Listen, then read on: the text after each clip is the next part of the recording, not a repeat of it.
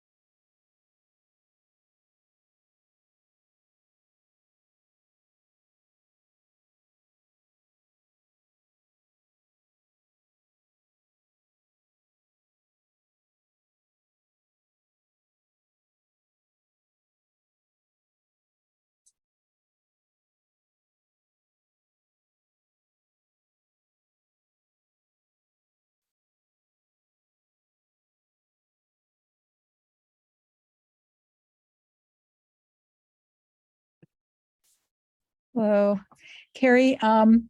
My husband is going to log in Okay.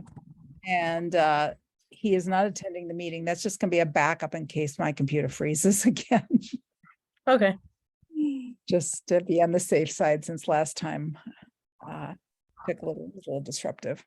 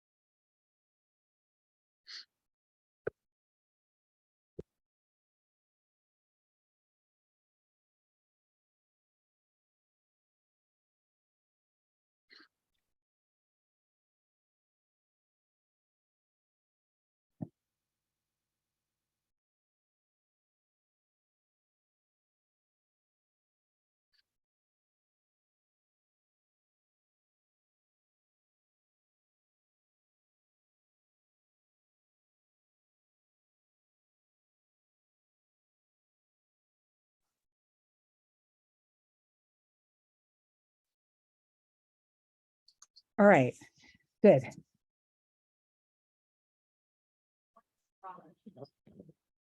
Thank you. I'm logged in to two different, oh, I gotta mute this. Okay. Okay. I am logged in on two different accounts so that if my computer freezes like it did last time, I can just switch. Hi, everybody. I think we're still waiting for Scott.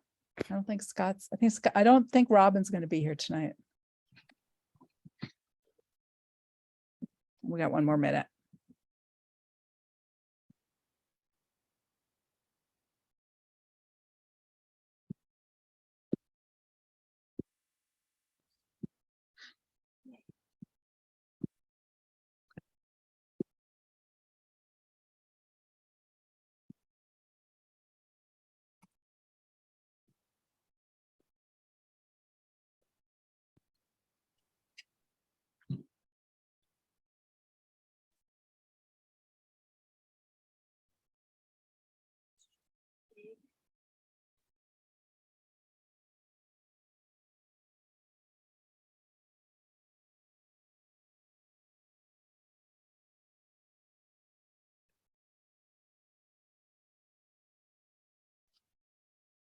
Where's Scott?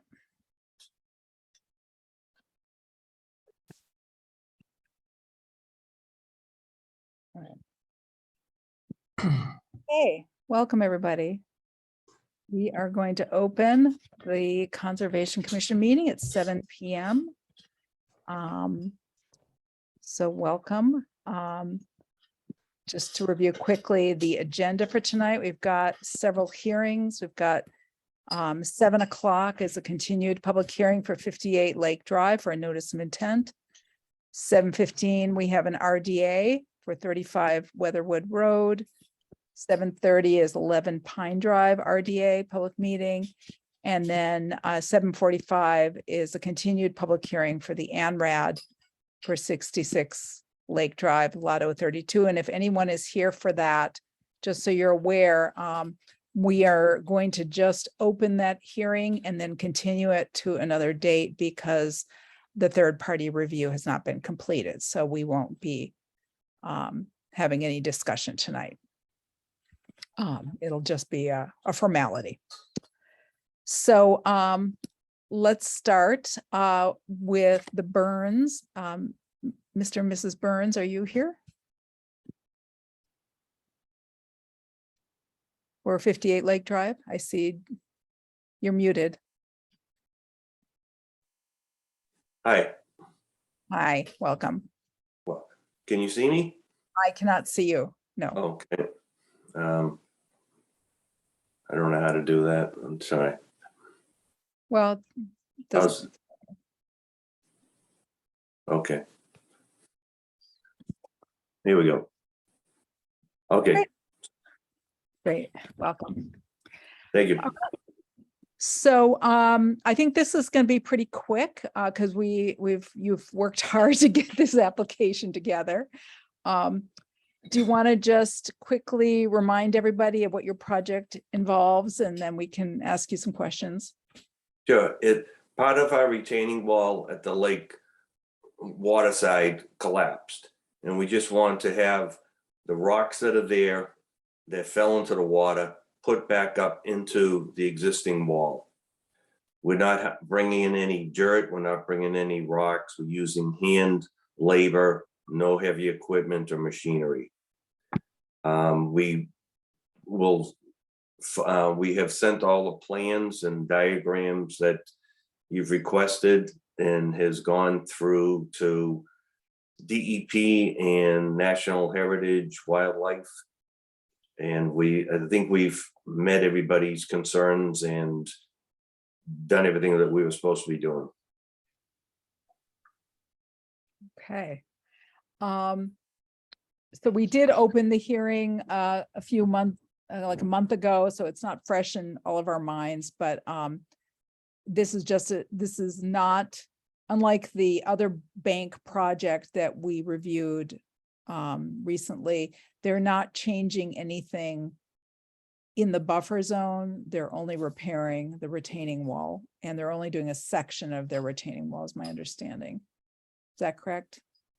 Yeah, approximately 35 feet of work on the right-hand side.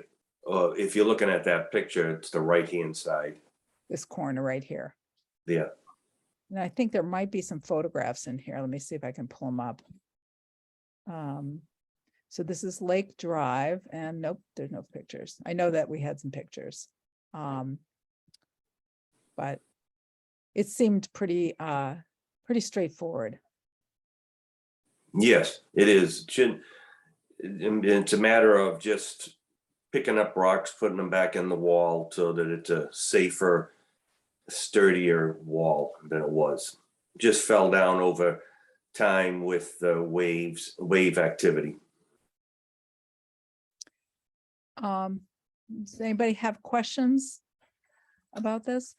And are you doing the work yourself, or are you hiring somebody to do it? No, we hired somebody to do it. And who's doing the work? Grassroots out of Leverett. Grassroots out of Leverett. Okay. All right. Does anyone on the commission have any questions? No. Nope, I'm good, thank you. And is there any public comment? You can raise your hand if there is any. No. Okay, well, does somebody want to make a motion to close the public hearing? I'll make a motion to close the public hearing on 58 Lake Drive. So is there a second? Second. David, Aye. Defont, aye. Con, Aye. Wilson. Aye. Okay. All right. So Mr. Burns, what we do now is we will have a discussion about what we want to put in the permit. So we've closed the public hearing, so we can't really ask you any more questions at this point. And I do have a draft permit put together. Let me see if I can pull that up quickly and put it on screen share. I have it loaded into EDP. But let me pull up the special conditions first. Let's look at that. And I'm assuming we would want to go with a negative, not a negative, this is an order. This is not a an RDA. I'm sorry. Never mind. I was thinking it was an RDA. Let me pull it up. 11.58. Okay. All right, I'm going to screen share the special conditions document. Can everybody see it? Yes. Okay.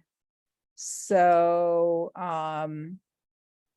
in terms of the site plans, there's the notice of intent site plan, as well as a septic design site plan that was executed in 2021, so it's still current. So we are approving the bank of Lake Wyola as mapped but not flagged in the field on the site plans.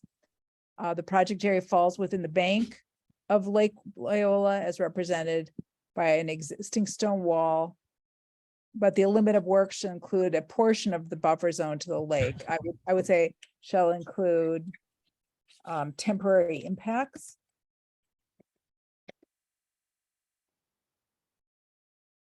Would that make sense? Mm-hmm. Okay. Speak up if you have suggestions. The bank on this property currently consists of a stone retaining wall. It's a protected resource area under the Wetlands Protection Act and the Shutesbury General Bylaw and associated regulations. I was at a recent training at MSCC around buffer zone. And one of the things they talked about is that if you're issuing an order of conditions where you're treating the buffer zone as a protected resource, you need to explain the rationale for why you're protecting it. You can't just say you're protecting it under the bylaw. There needs to be some sort of nexus to the interests in the bylaw. And I think this is a bigger conversation we need to have about how to sort of strengthen our permits. But with that in mind, I put in this paragraph, and I'd like some discussion about this. Can everybody read it? Mhm. Do you want me to read it out loud? No, You don't need What? to. What do you think? No, The argument here is that if we're treating the buffer zone as a protected resource, which it is considered under the bylaw, we can't just assert it. We have to explain it. And that's based on case law that has emerged in recent years. okay, it looks good to me. What do you think, Beth? Yeah, no, I understand what they're saying. I think it's great that we added that. It looks good. Okay.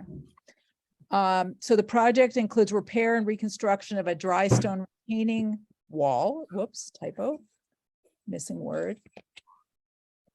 That constitutes the bank. No alterations are proposed within land under water body. The project proposes to alter approximately 35 feet of bank or 43% of the bank on the property. No permanent changes to the buffer zone of the lake are proposed, although the limit of work shall include a portion of the buffer zone. Proposed work is to be conducted using manual labor and hand tools only. So then the rest is boilerplate. And then going into conditions, this is again kind of standard stuff that we put in our permits. So I don't think there's anything here that is not. We'll receive a letter with an original signature from the applicant no later than 30 days from the issuance of this order, stating that they've read the order of conditions and understand the conditions. That's a standard requirement that we put in our permits to make sure that you understand the permit. okay, No work on this order can commence until you've provided us with proof that the order has been recorded, not filed, recorded with the Franklin County Registry of Deeds. So you'll get some sort of confirmation when you record it, and you have to scan it or take a picture of it or copy it and give it to us. And that you'll provide documentation to the commission of having submitted, this is kind of an important piece in here. The existing removable dock is currently not licensed by Chapter 91, and is that correct? That was my understanding. yes, and we have filed the application. Okay, so within 121 days of the issuance, you would give us some documentation showing that you've applied for the license. Yes, I believe my wife's already sent that to you. Okay, if that's the case, then you've already met it. Work on this project shall take place only when the lake water levels have been drawn down. It's the applicant's responsibility to keep informed of the lake levels and the appropriate time period for conducting the work under this order. And then again, the erosion controls have to be installed before you begin work. And you'll contact us to come for a pre-construction site visit to inspect the erosion controls. So we can do that pretty quickly if you're planning to begin the work this fall. Can you hold on 1 second? Yeah, Ask her, is there a specific location where the straw wattles need to be? Okay. Did you tell us what the erosion control is and where it has to be placed? no, we haven't. It was we expected that you would be, that should have been on your site plan. Or in your application where you were putting the erosion controls. Okay. Okay,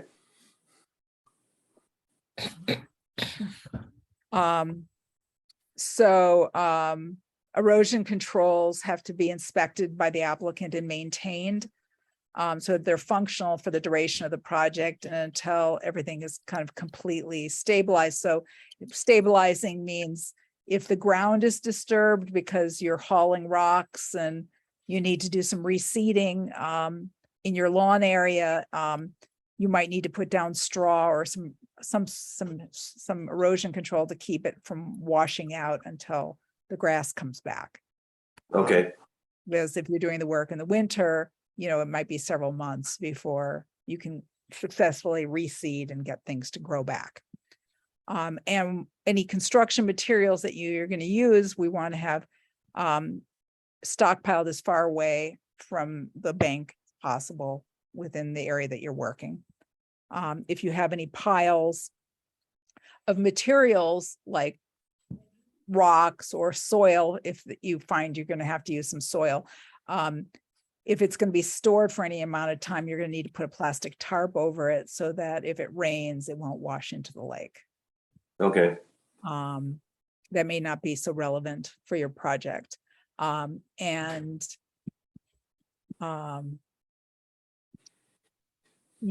any reseeding that you need to do, one of our standard conditions is that we ask applicants to use a conservation seed mix, which is a very particular kind of seed mix.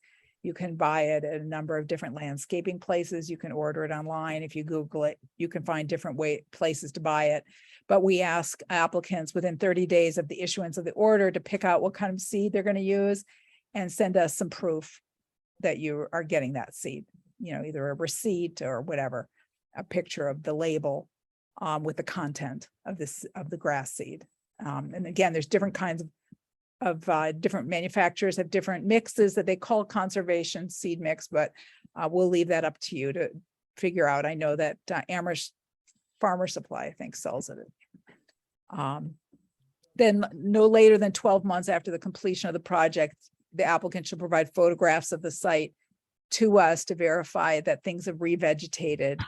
In any areas of disturbed soil that are less than 80% of revegetation, we may ask you to do additional seeding or planting.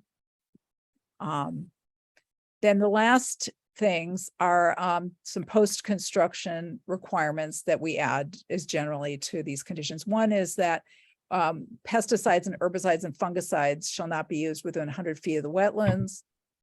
And only slow release organic granular types of fertilizers can be used within 100 feet of the wetlands. There's no stream bank here, so we'll take that word out. And these conditions are permanent conditions that don't expire with the expiration of the order.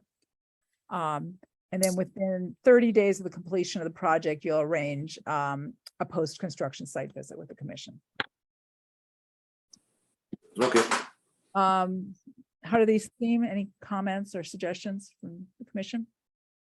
It's good. I Okay. can hear. I know. Yeah, What- the only thing I can think is if they're looking for suggestions for the erosion control, obviously, if the wall is the bank, then there's no erosion control that can be put between the bank and the lake itself.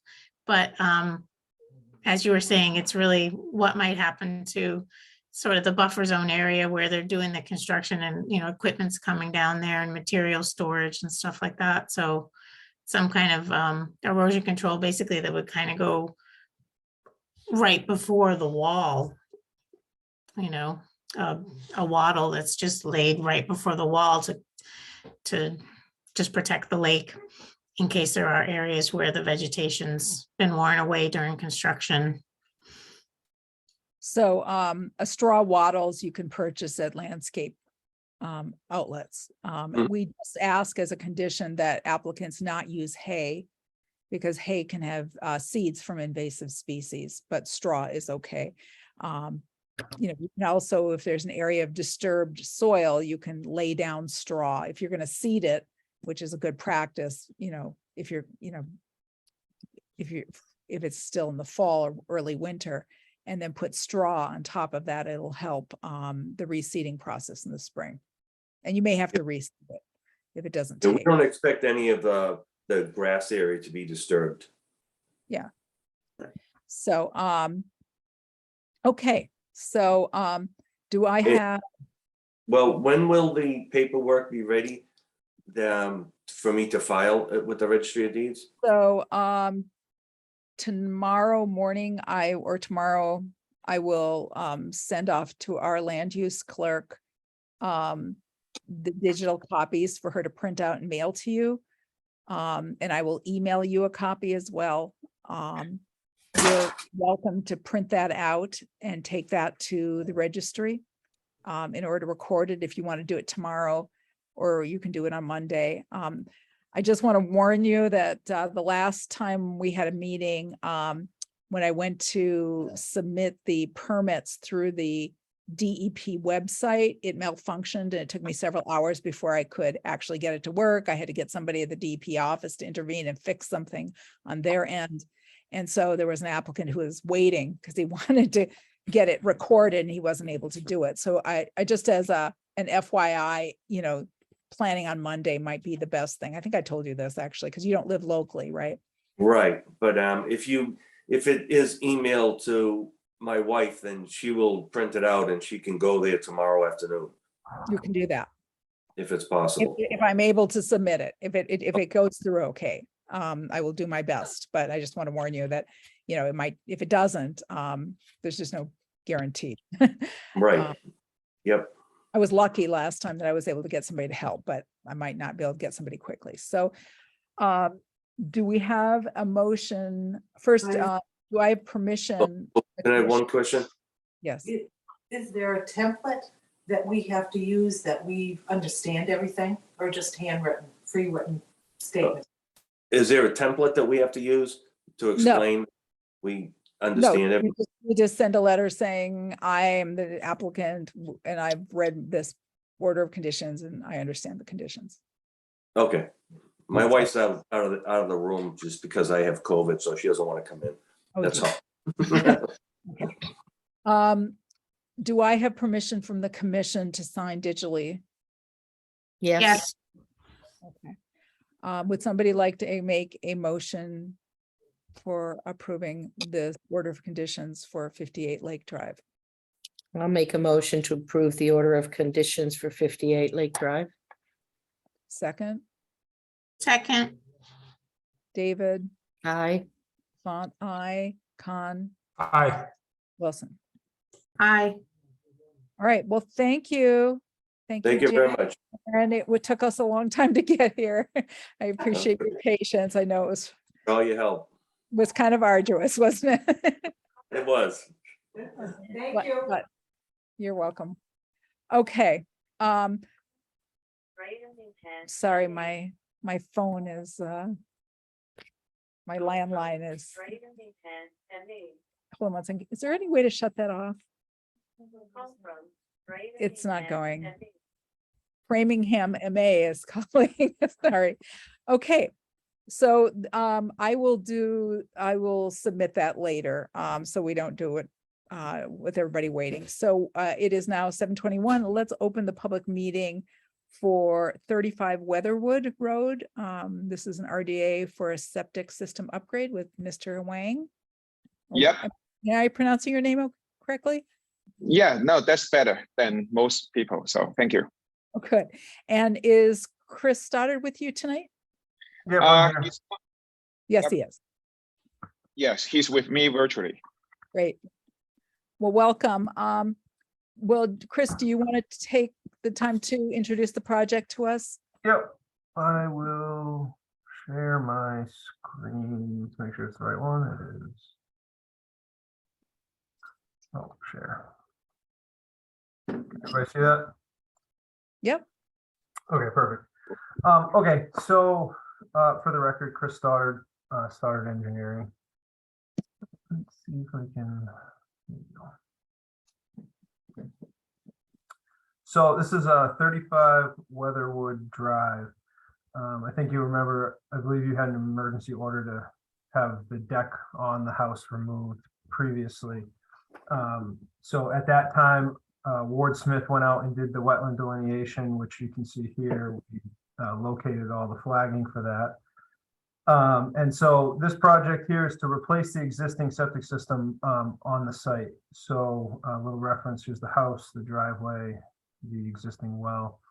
The existing system comes out this back corner of the house. There's an existing tank here. it gravity feeds to a pump chamber over here, and then it pumps up to this bigger box here. That's the old system. So we came out, we did some soil testing up in this area because this was really the only area that we could get outside 100 feet from the well and stay outside the buffer of the wetland area down here. So what we are proposing to do is replace the existing tank in the same location. So nothing out in this area. Replace that tank. We are proposing, we have on this plan to replace this tank, but we actually do believe it's in good enough condition to save.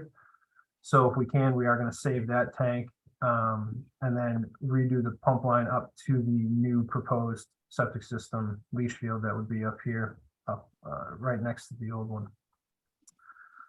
There is already the existing straw wattles on the site, so we obviously will keep those in place.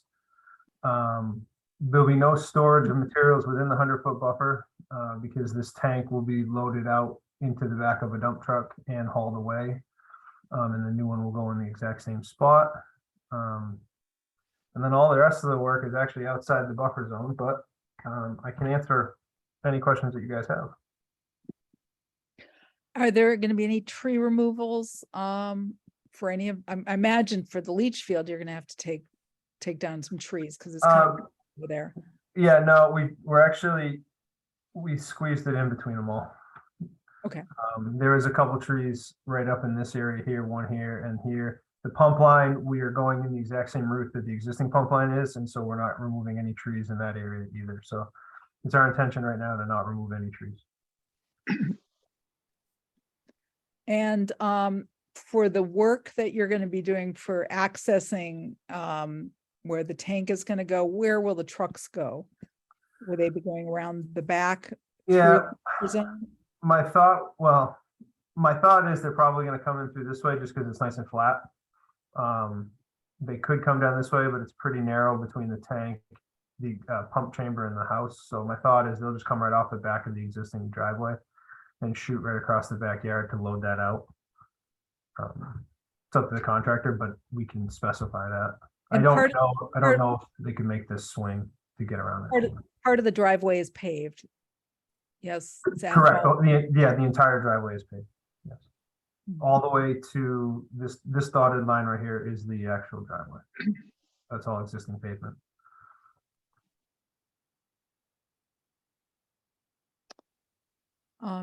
Do folks have questions?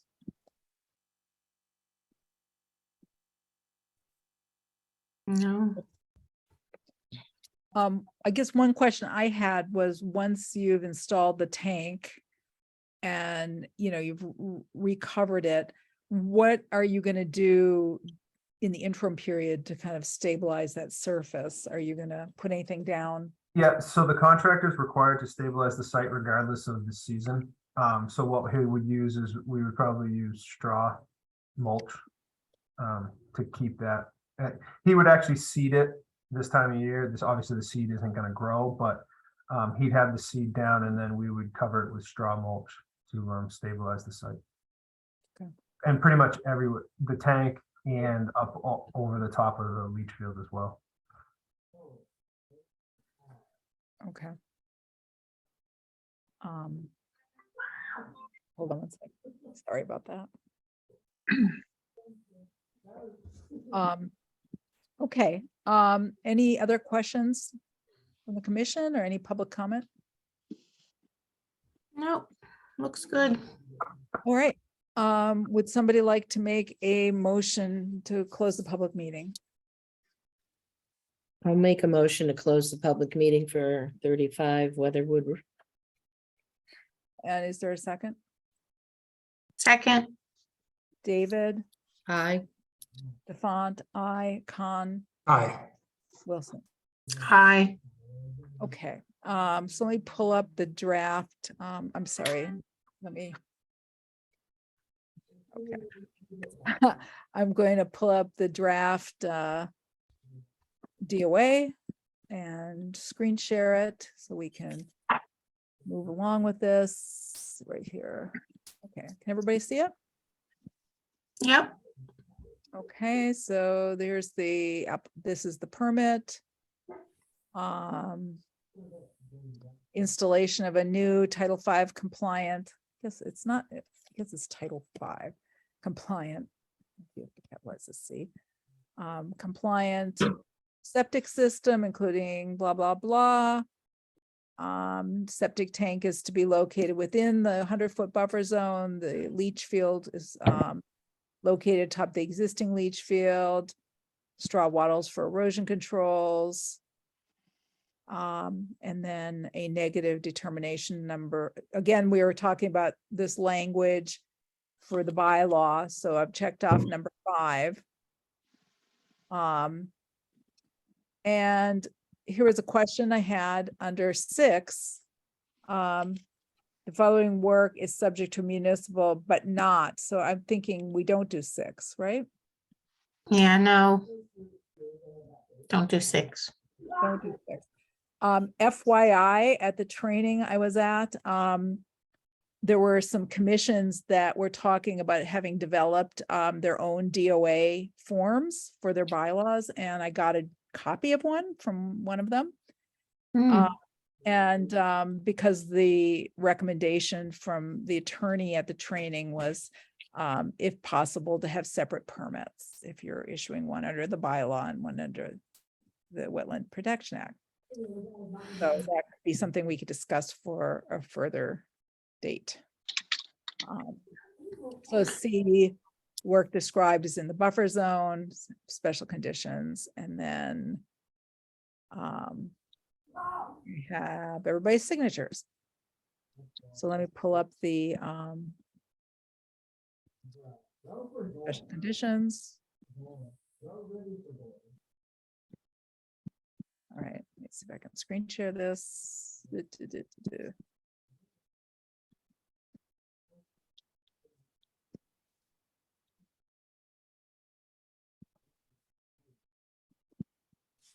Okay. Can you see this? Yes. Yep. Unfortunately, I can't see it. Okay, here it is. All right, can you see this? Yes. Yep. Okay, so the project falls within the 100-foot buffer zone of the A series bordering vegetated wetland that's mapped but not, well, the wetland is mapped, but the buffer zone is not mapped. How do I say that?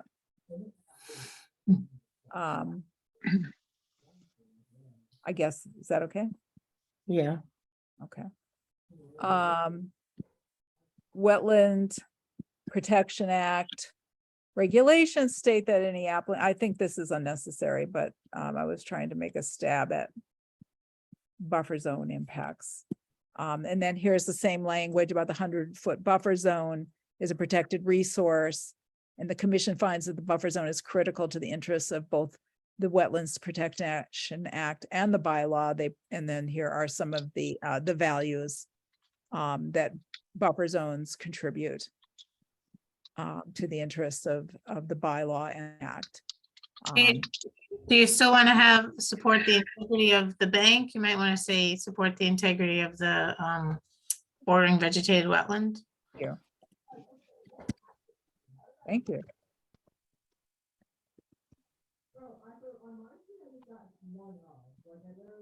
I am not typing very well tonight. All right, thank you. The applicant is installing a Title V compliant system, the site plan, and then they've reached their burden of proof of no adverse impact. And then here are just our standard conditions. Erosion controls be installed prior to any other work, no hay to be used. They'll submit photographs to the commission in lieu of a pre-construction site visit. They've already said, but do we want to say areas of soil disturbance shall be stabilized until fully vegetated? How's that sound? Sounds good. Is that okay? And then the rest is just boilerplate. Grass reseeding, this is not a lake project, so I'm thinking we probably would not require conservation mix grass seed, is that? Most of the work isn't even in the buffer zone, so. What do you think, Beth? Yeah, well, I mean, I think it's a good seed mix to use anytime. It grows in quickly. So yeah, I would leave it in. Okay. There is a small area that will be in the buffer zone that is going to be seeded, so. Okay. All right. Does this look good to everybody? Yes. All right. So do I have everybody's permission to sign digitally? Yes. Yeah. Okay, would someone like to make a motion? I make a motion to issue the determination for 35 Weatherwood. A second. Okay, David, Aye.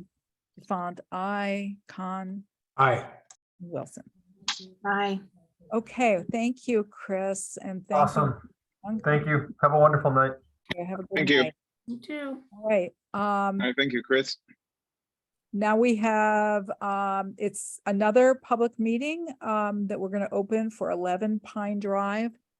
This is, the landowner is Tim McBride and the designer is Alan Weiss. And this is for a tight tank installation. So, Alan, I think I saw you here. I'm here. Hi, and is Mr. Greeting. McBride? I believe he's out of town, but he may show up remotely. I don't know. Okay. All right, do you want to tell us a little bit about the project? Sure. Yeah, we're in a tight spot here. We're on the peninsula, over by Lake Wyola.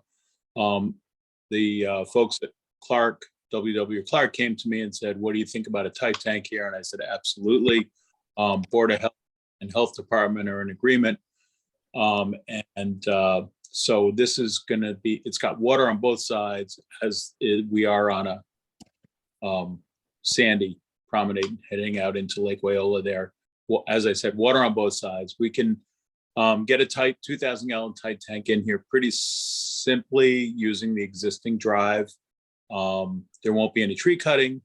There won't be any further incursion on the resource areas other than placing it pretty much in the middle of this portion of the buffer zone between both sides of the lake. And it's clearly not a place for a leach area like it has now, which is, if not in, very close to the water table elevation. So we don't want that. So that system has failed, is that right? I didn't actually Title V it, so I can't say it's failed. But in visual interpretation, yes, I would say it's failed in terms of elevation and location.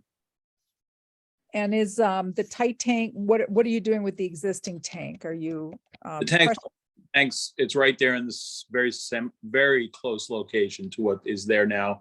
That's going to be trucked out as needed to make room for the new tank. There won't be any spoils piles. There won't be any tree cutting. It's pretty much in and out. Mhm. Yeah, you're really close to the water. Yeah, siltation control is noted on both sides. I think it's the best fit answer for a real tight spot. Yeah. When we were out there doing a site visit, talking about it being on a peninsula, there was a deer there that couldn't get past us because it got Wow. spooked and it was kind of going back and forth for a little while, and then it made a bad dash to get off the peninsula. The only thing I can trump that with would be with the day that I saw the moose stuck in the spillway of the Quabbin Reservoir. So, yeah, that was incredible. I have a slideshow of it. We got it out safely though. And how far are you from the bank, the tight tank? So the closest bank on the northwest side is about 28 feet. On the east side, the lake is over 50 feet. And was there no way to get to 50 feet with the tight tank? Negative. Yeah. That maximizes the offset in both directions. Okay. All right, well, those are all my questions. Does anybody else have questions? Is anything gonna happen to the old leach field? That just gets abandoned and Hi, Beth. I'm glad you asked. Good to see you. see you. Leach fields today pretty much get left in place. The state does not want all around it anymore. There's no landfills. And so they get disconnected and left in place. Okay. And as we just mentioned with the last project, we would probably be requiring a conservation mix grass seed.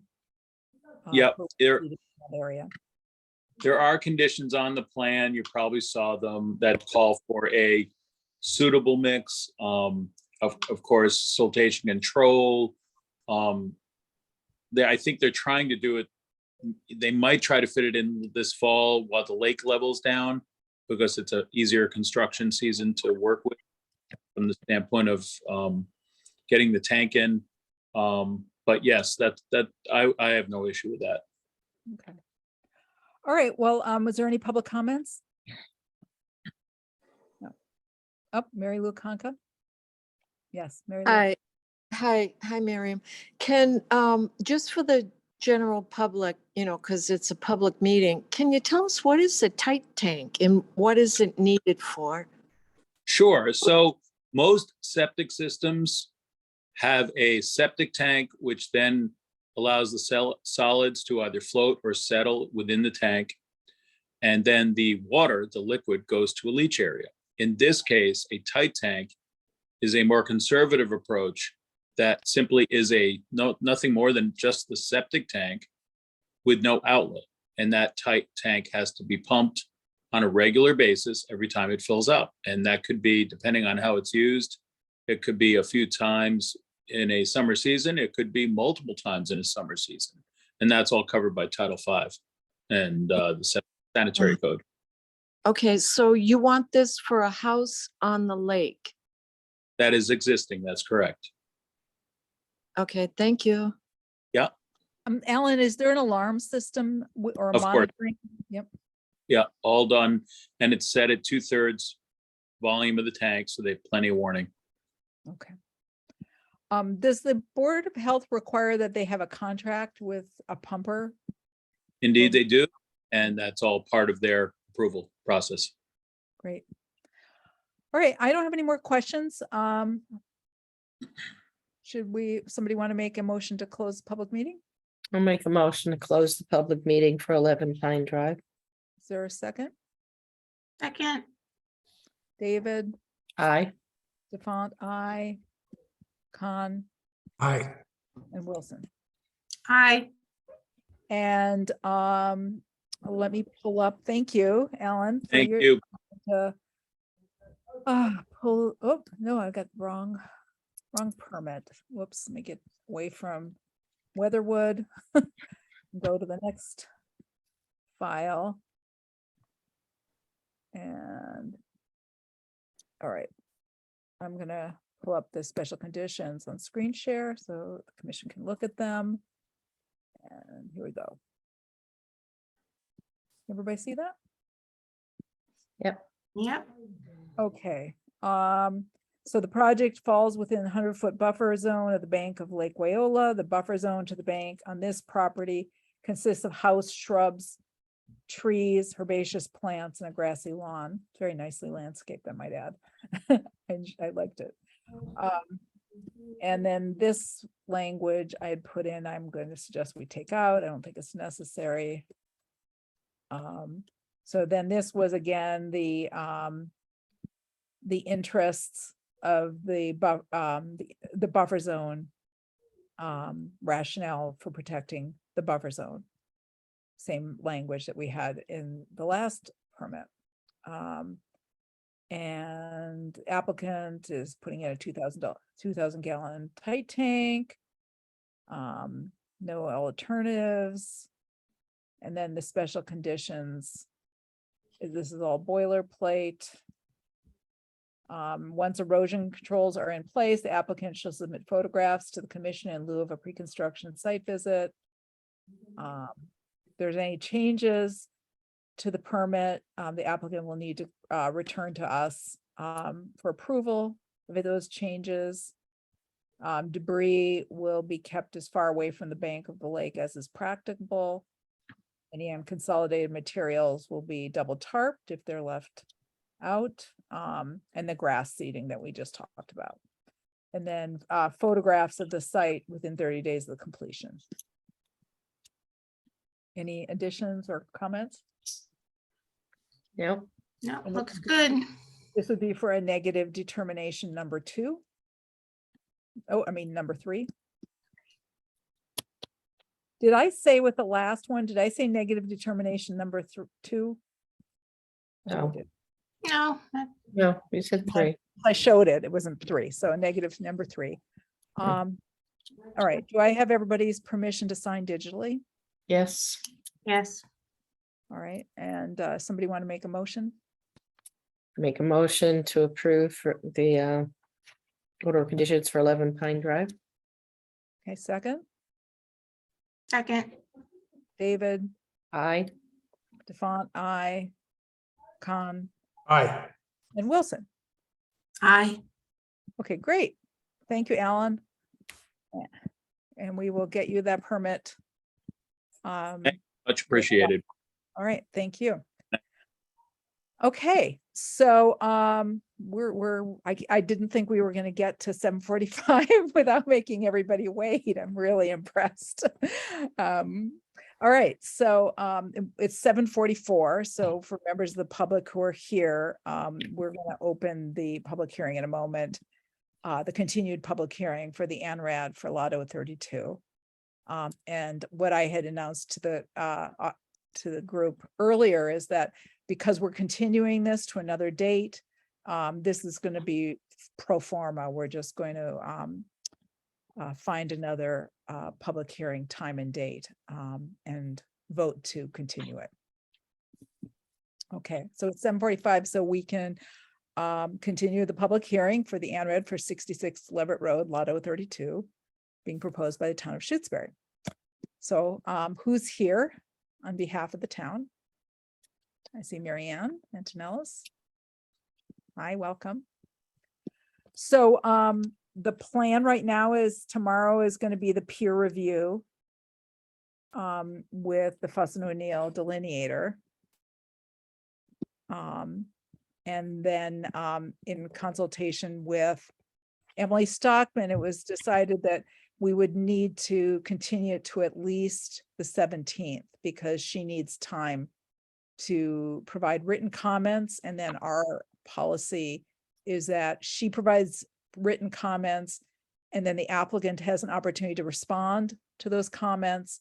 And then she would issue final written comments that would be reviewed at the next hearing.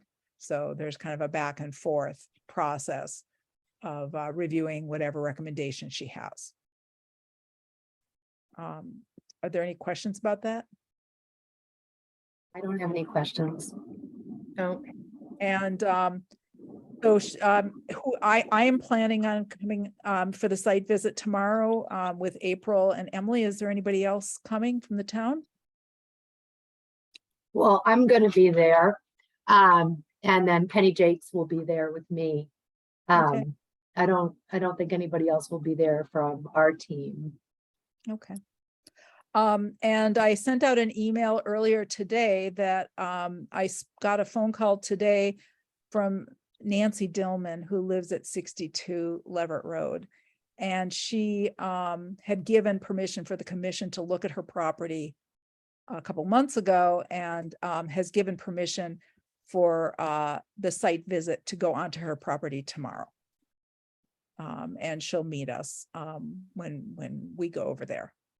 So we'll be able to take a look at the wetland that is between the two properties. Any questions? I see Leslie Lachonic has his hand raised. You're muted. Leslie, I can't hear you. You're muted. I can never get that right. Can you hear me now? yes, Okay, so what time is the site visit? It's at 9 o'clock. Thank you. Okay, so we'd be continuing this to November 17th with the agreement from the town. And I'm going to propose 7 o'clock if that is agreeable to everybody else. Is that okay? Yep. It's good of me. So just so everybody understands, ordinarily in November, the commission only meets once because our second meeting always conflicts with the Thanksgiving holiday. So we're going to meet twice in November. We're going to meet on the 10th and then a week later on the 17th. And I did check with the commission. It looks like we'll have a quorum, so we'll be able to have that meeting. Okay. So would somebody like to make a motion to continue the public hearing to November 17th at 7 p.m.? I'll make a motion. Wait. I see Rita has her hand raised. Rita, did you want to say something? I just wanted to say something about not the motion, but about the site visit tomorrow. Sure, go ahead. Is this the right time? Sure. Well, on your site visit forms, it always says who was there and who had permission from the owner. So only people who have cleared it with the owner being the town of Shutesbury should be on the site visit. Okay.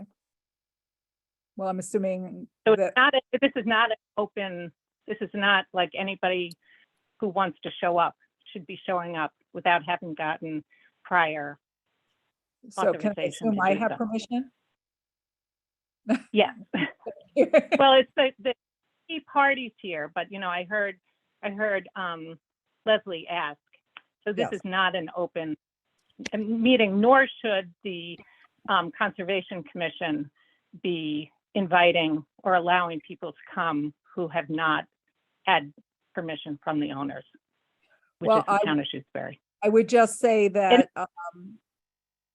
Nancy Dillman has invited us to go onto her property. Yeah, and that was obviously, right. And that was part of our scope with our third-party reviewer.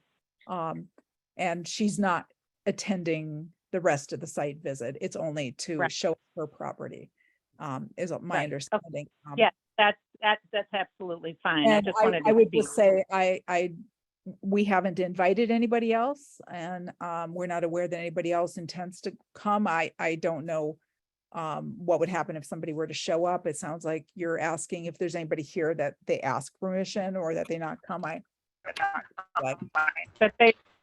that they not come and they not be a part of the meeting. Because on your form, you specifically say that permission has been sought from the property owner for anybody else to attend. Well, that's on the form, we have to ask permission for us to go onto a site visit. We have to get permission for us to be able to make any determinations based on that site visit. So that's why for us, we're not going to trespass and then issue a permit based on having trespassed without consent. So that's for us. I understand, and we've spoken to town council about this Sure. too. So I just want So that it's not an open meeting. This seems very straightforward and open and shut to me. The select board is making clear their wishes, and our agenda here is to make sure the site visit is productive. We've got 2 professionals that are being paid for their time and really need to do their business and not get too distracted. It's fine for me to be asking questions, or for Mary Ann or someone else from the library committee. That's fine. But I don't think we would want it to be a public meeting really that would get in the way of the work that needs to be done. But I do want to move on our agenda. But I also see hands are raised. So I'm going to let people make some comments, and then I think we just need to move on. And I don't know whose hands were raised. I think maybe Elaine, you had your hand raised first, and then Leslie, and then Amanda.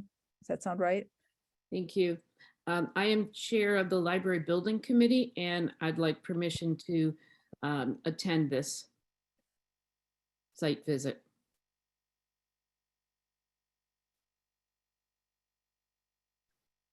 So that would be, you'd be asking it of the town. You know, Elaine, I think it becomes a problem because there are already two people from the building committee who are represented, Mary Ann and Penny. Okay, So, that's fine. I mean, that's my take in terms of open meeting law. Okay, So, I'm okay with that. Thank you. All right, and Leslie?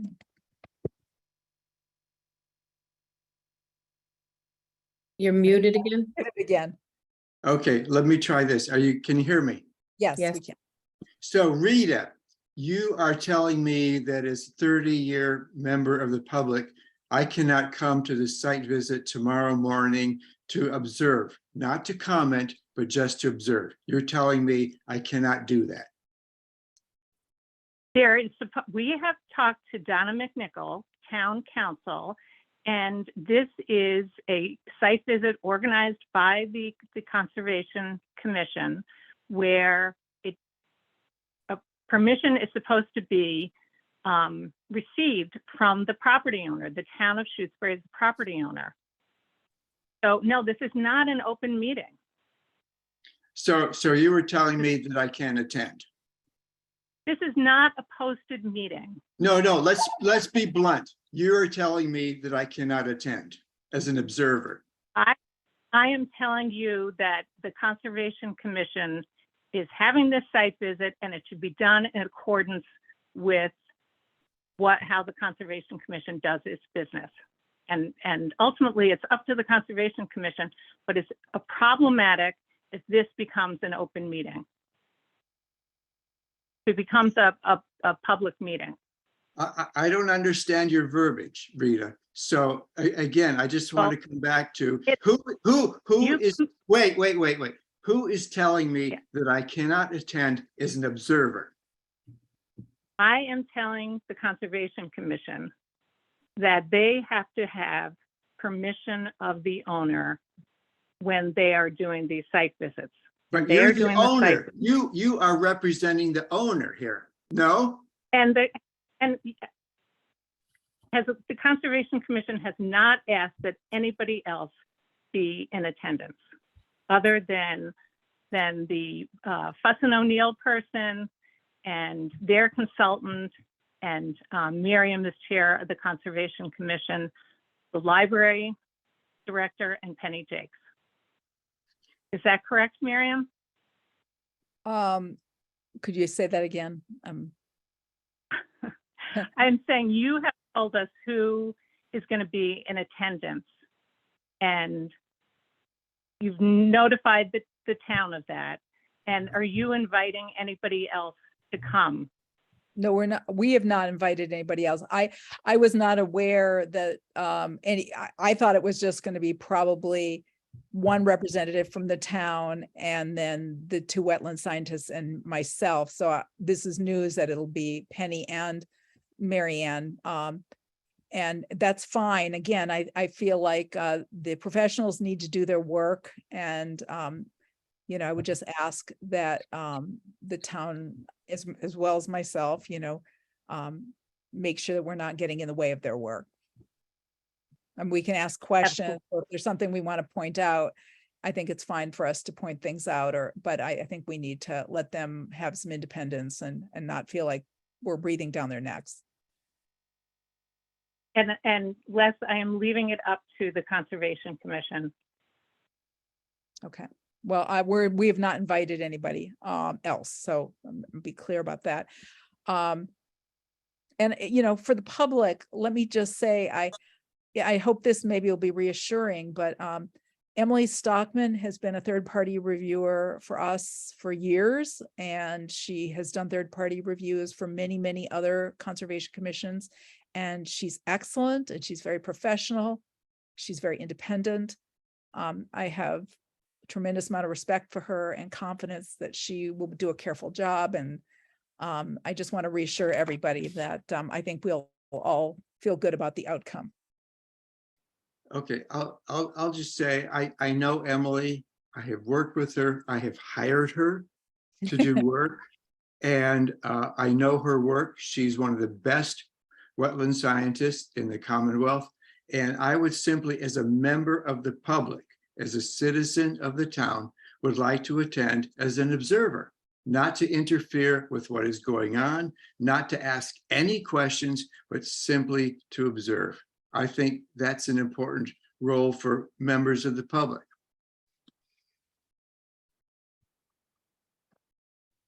Okay. Enough said. Miriam, this is I see two more hands raised, so I want to call on them, and Amanda Alex.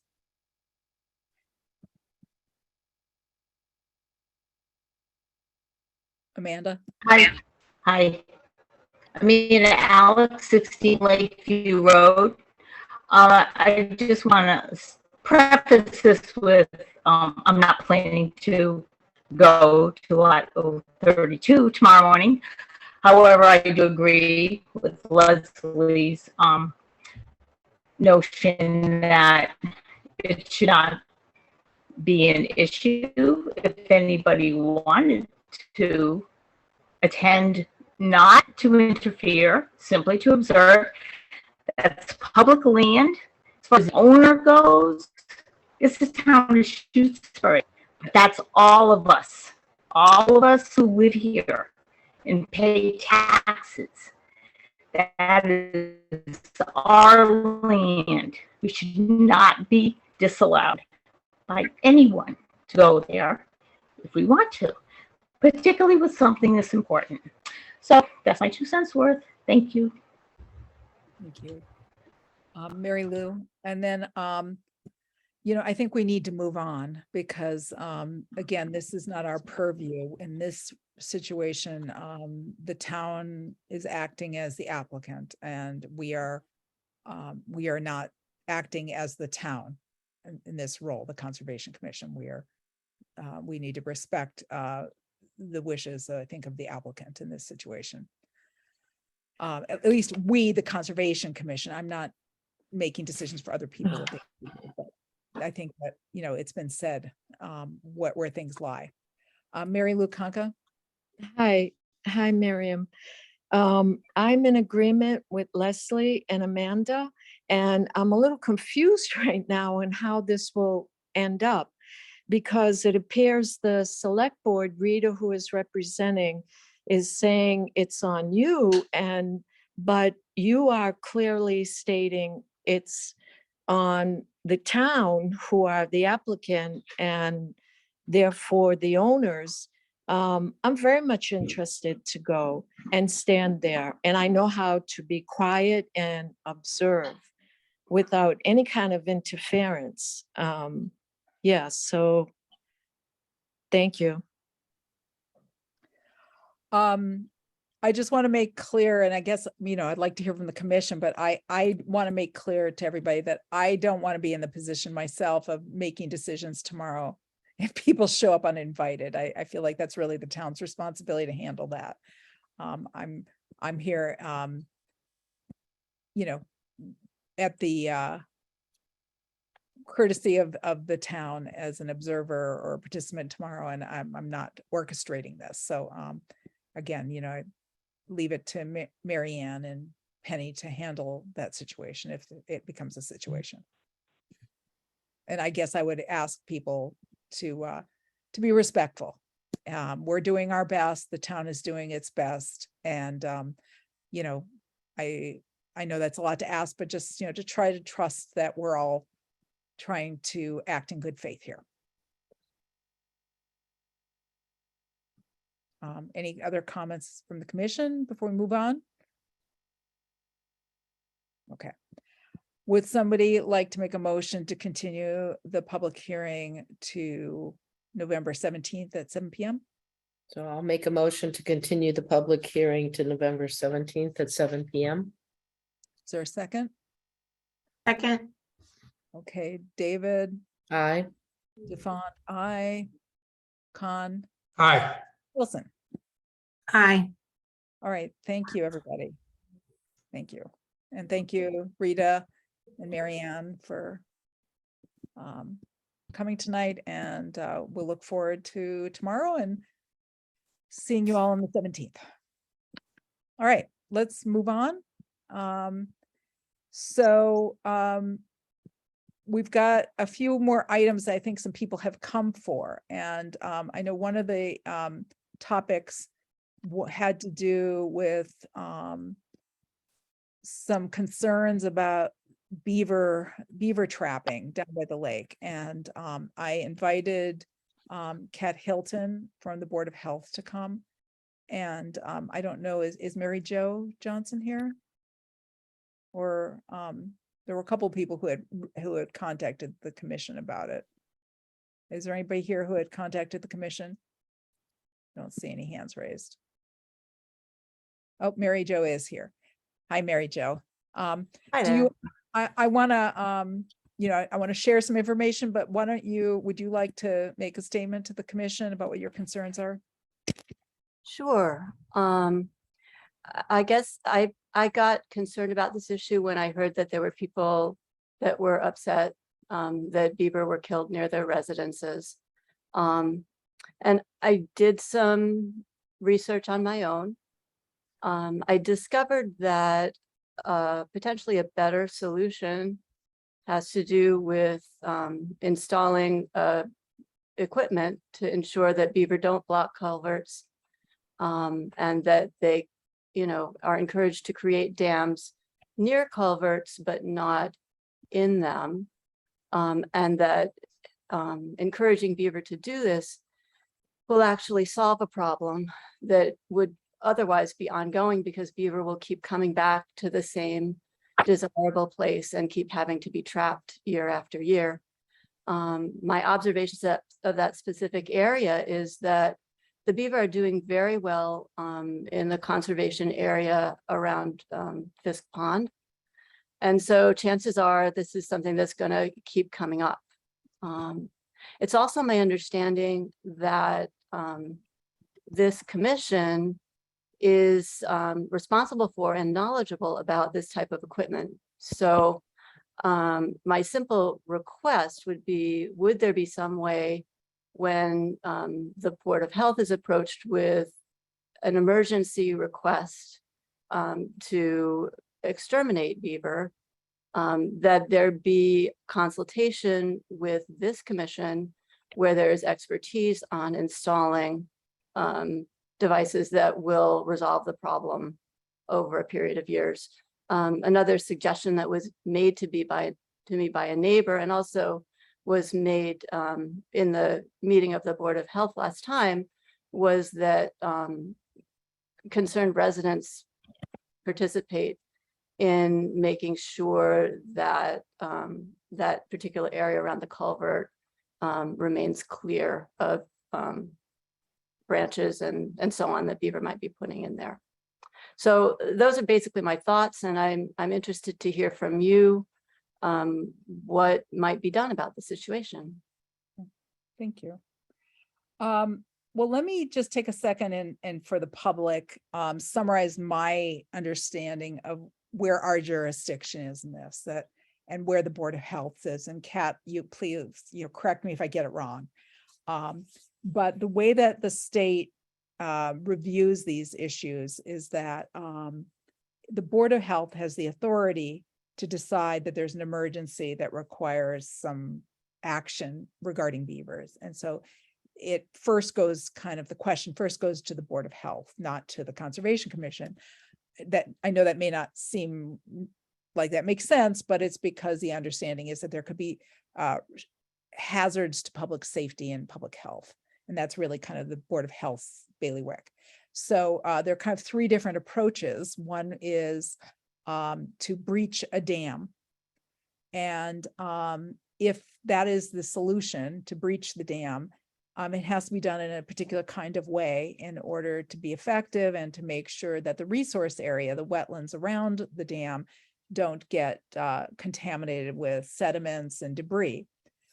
So the Board of Health would issue an order, and then the Conservation Commission would issue an emergency certification where we would impose some conditions around how the dam could be breached in order to protect the resource area, which is what our responsibility, our jurisdiction is around protecting the resource area. The second alternative is the installation of a flow protection device. Again, the Board of Health has to issue an order and the commission would issue an emergency certification. I'm actually in the process right now of putting together an emergency certification for a similar situation down at the Dudley Pond, where there's a beaver dam. So again, there's best practices for how you install these flow protection devices. They require some maintenance. They need sufficient depth of water for the flow to be sufficient in order to deter beavers, but they can be very effective. And then the third option is trapping beavers. And my understanding is that the Conservation Commission doesn't have a role if it goes to that outcome, that doesn't involve the Conservation Commission at all, that the Board of Health would be involved and the state, I think. Is that right, Kat? I'm not really sure. Oh, you're muted.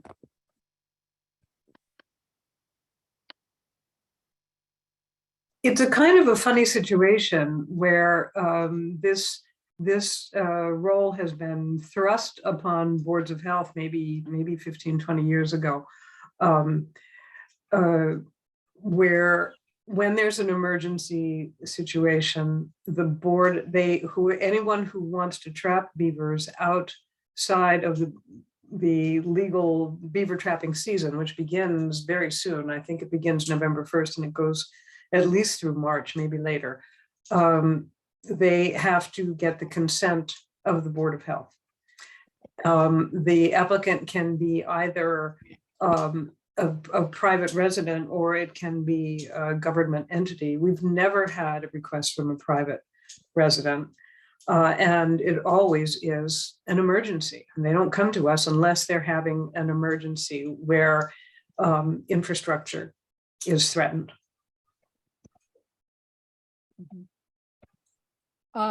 Is there any process that you take with the person or the agency or entity applying to explore whether there's some other alternatives besides trapping? For example, breaching the dam and then putting in a flow protection device? We talk about it. It's informal. It's basically an informal thing. Basically, Tim will come in and he'll say, we've got these beavers here. We've had them. We've been trying to keep them off by keeping the dam from being built up. For example, at the Fisk Brook culvert, obviously the first best thing is always a water flow control device. But as you said earlier, that depends on a certain change of elevation in the water, which we don't have there. I don't know if you're familiar with that stretch of water, but for many, many, many yards, it's just flat water for a long way. And there isn't any way of even installing such a device, much less making it useful. But those are the things that we talk about when somebody asks us for a permit. Now, the only people who ever ask us for permits, and we've never turned one down, are Tim here for our local culverts, basically. And there was that time on Baker Road when it was up to somebody's door sill. And the Amherst Water Department, because beavers get into the Atkins Reservoir intake that's up there in Shutesbury. And that is more, partly it's because they can interrupt the flow of water there, and partly because we don't really want beavers in the public water supply for health reasons. Mary, David, I see your hand raised.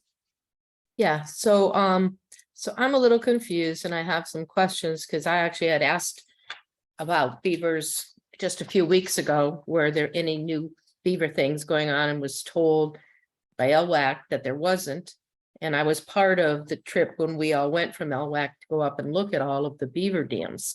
So my concern is that there really isn't, I don't see where the beavers were doing new work in an area that would constitute an emergency and not take a chance to look at what it actually, were there any other alternatives other than the one that they took?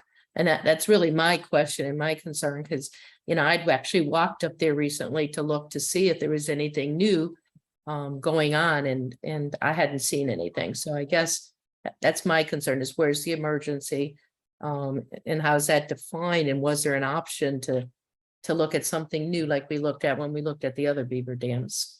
Well, where they were building, Mary, is actually on the floor of the culvert itself. The culvert that goes under Lakeview Road. And it would be fairly easy for beavers, being the engineers that they are, to completely block that culvert, completely block the stream flow, which, as I'm sure you know, is about 80% of the stream flow into Lake Wyola. And the obvious upstream consequences are flooding up there and resultant erosion around the culvert. The culvert itself is quite solid, and I don't think it would be affected, but it could be affected if there was erosion on the stream bank. And of course, the downstream consequences would be huge, blocking that much, and they could literally block off the whole thing. They would not have any problem doing that. Can I ask you a question? Yes, please. What's the depth on the upstream? How deep is the water? You said it was flat, but how deep is it? It's very shallow. I mean, it's especially shallow now because the lake is low, but it's deep enough usually during the summertime that you can take a kayak through there. Right. But that's about it. You could walk across it. Yeah. So, I mean, my question really is that, I've had a few conversations with people who are contractors for beaver deceivers or beaver flow protection devices recently, because of the situation over at Dudley Pond. The landowner had a couple of different consultants look at it, and they called me up. So I got to ask them some questions. And it seems like what my takeaway is that you really need to have a professional who does this sort of thing evaluate the situation, because there's different kinds of flow protection devices, and some of them are better suited for a situation where there's low flow or the water is shallow. Here's the problem, Miriam.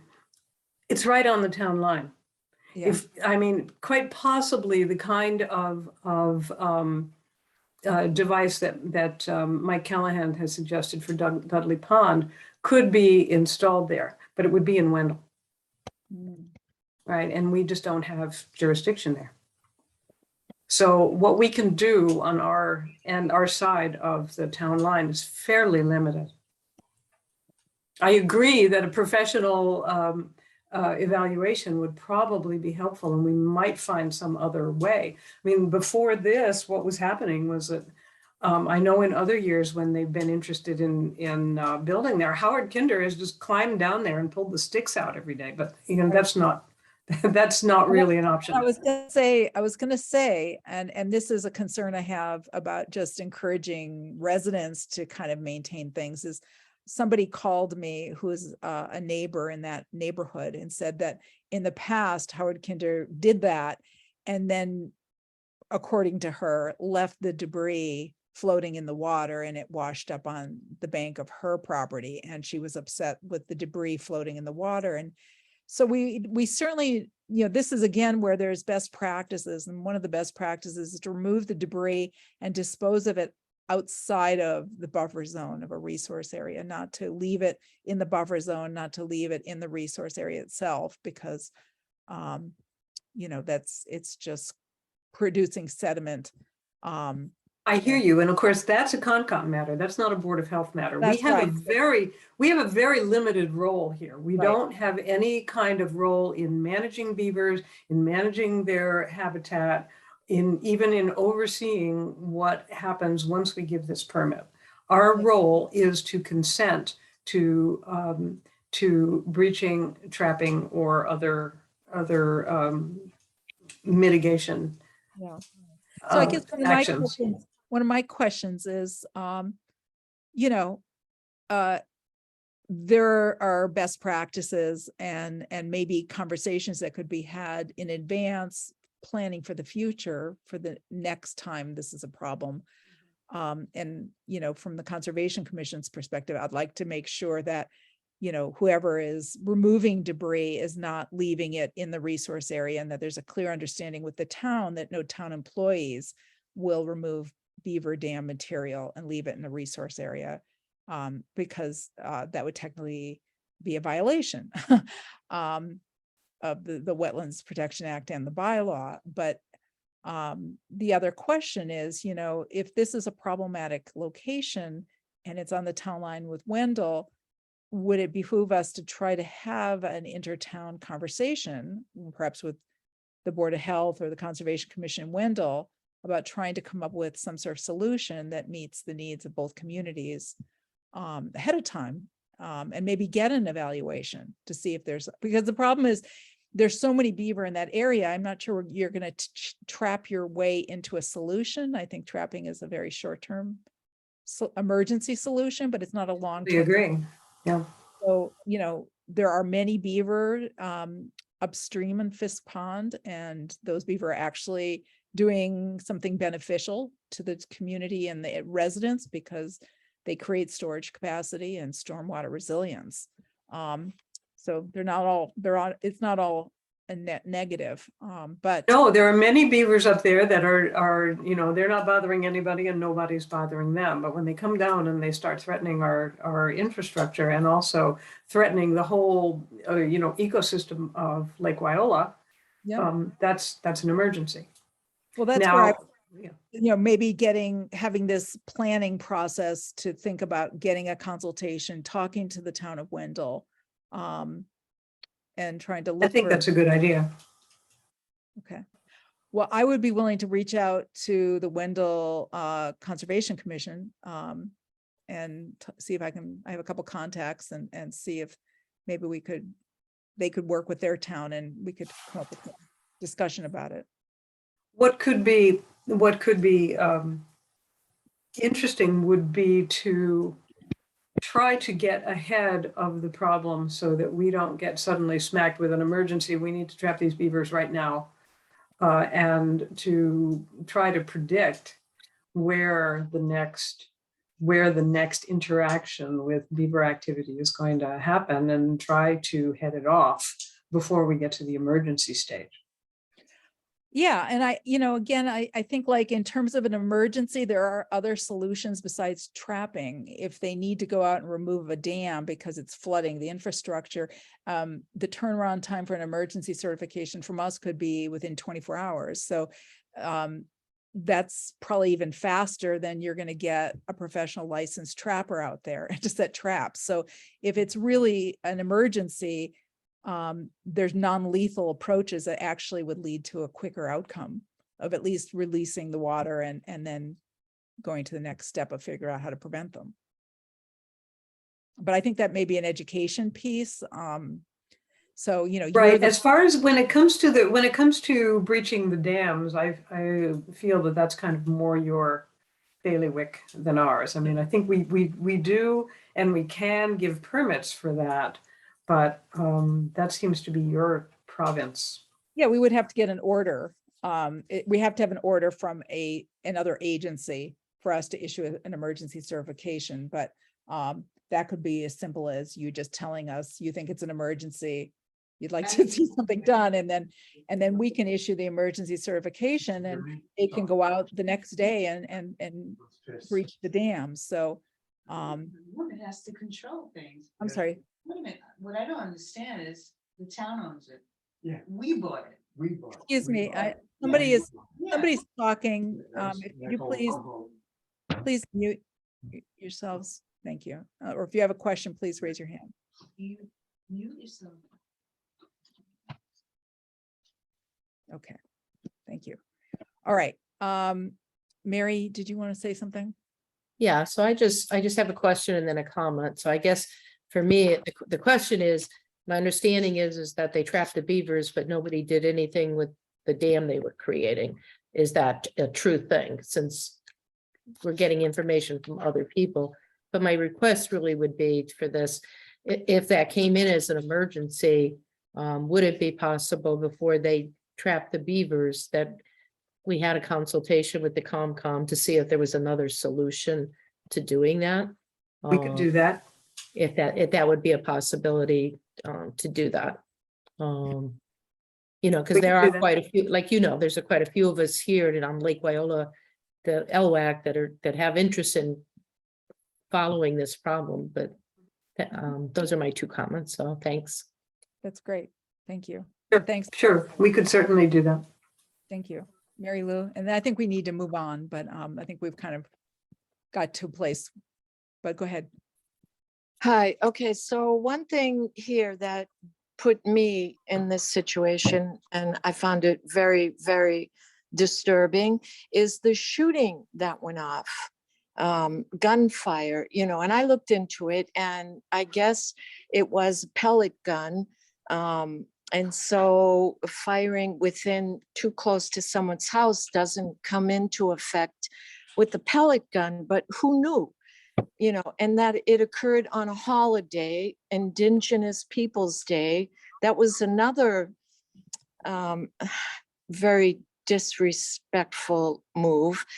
Okay, and I'm wondering if you, as a Conservation Commission, could maybe write a letter to the DPW, because it seems like Mr. Hunting is the person going to the Board of Health requiring these permits. Maybe you could write to the DPW and say, hey, look, will you talk to us before you go to the Board of Health to get these permits to kill these animals? Because killing them, you know, I also found out about pest animal control people, and those are the people who come in and then they use this word dispatch, which actually means kill.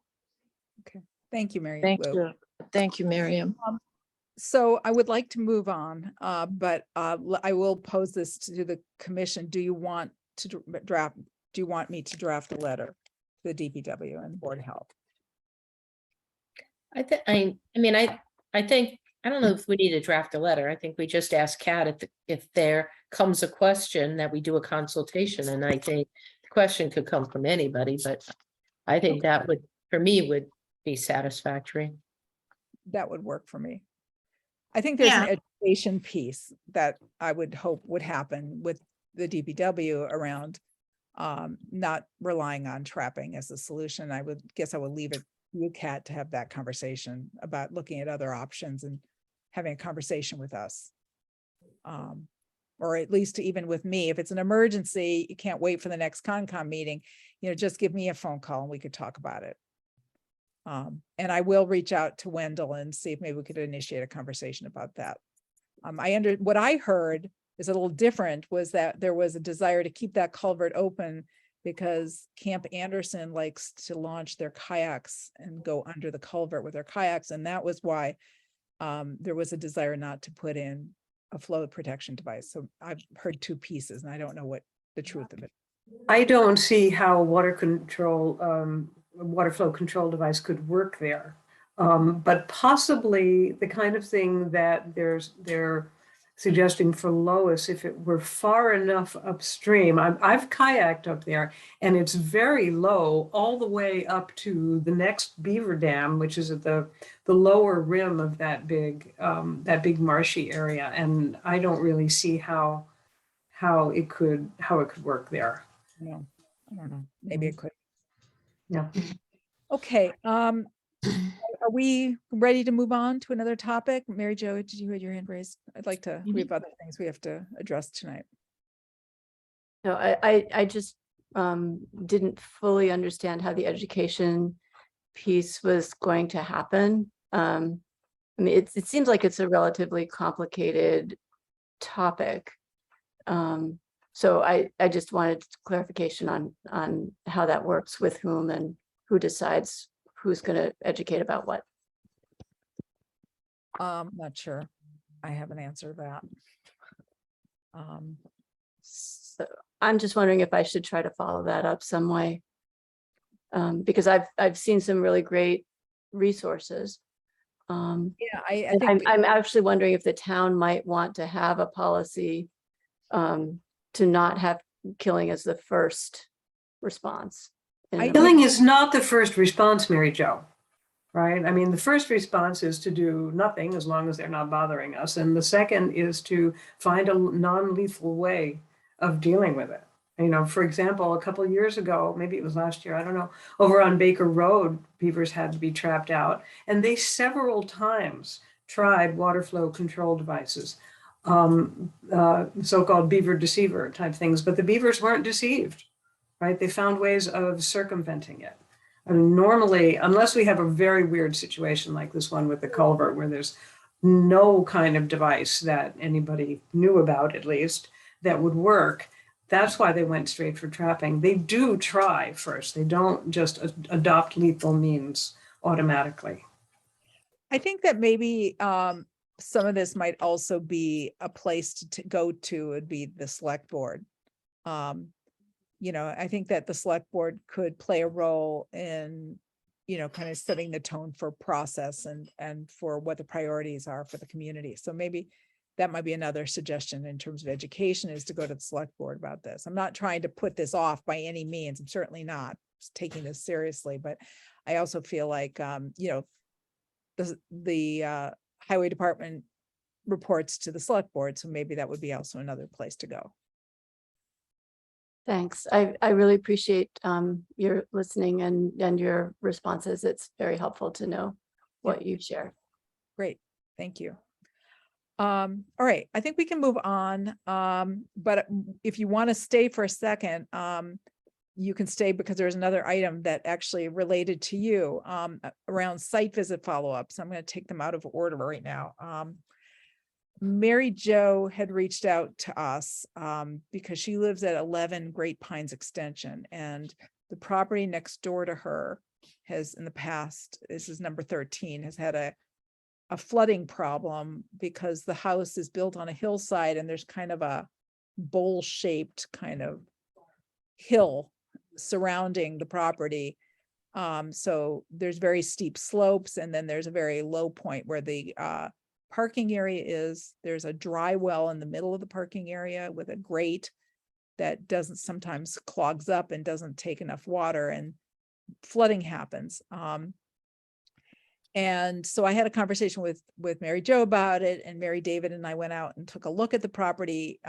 We didn't have the landowner's consent, so we stayed off the property, and we were with Mary Jo on her property and just took a look at it from the property line. And we could see it's not flooding right now, but you could see that it's a very low area and there's really nowhere for the water to go. After that conversation, I learned that the landowner who doesn't live locally is actually selling the property. But I was able to contact her, and I spoke with her, Amanda Nash, and she said that they've done some construction to improve the drain, and she's hoping it won't have the same flooding problems that it's had in the past. But the concern was that the fire department's been called out in the winter when there was flooding happening, and they've pumped water out of the driveway. And what they did was they pumped it up over a hill and let it drain into Southbrook Conservation Area near a wetland.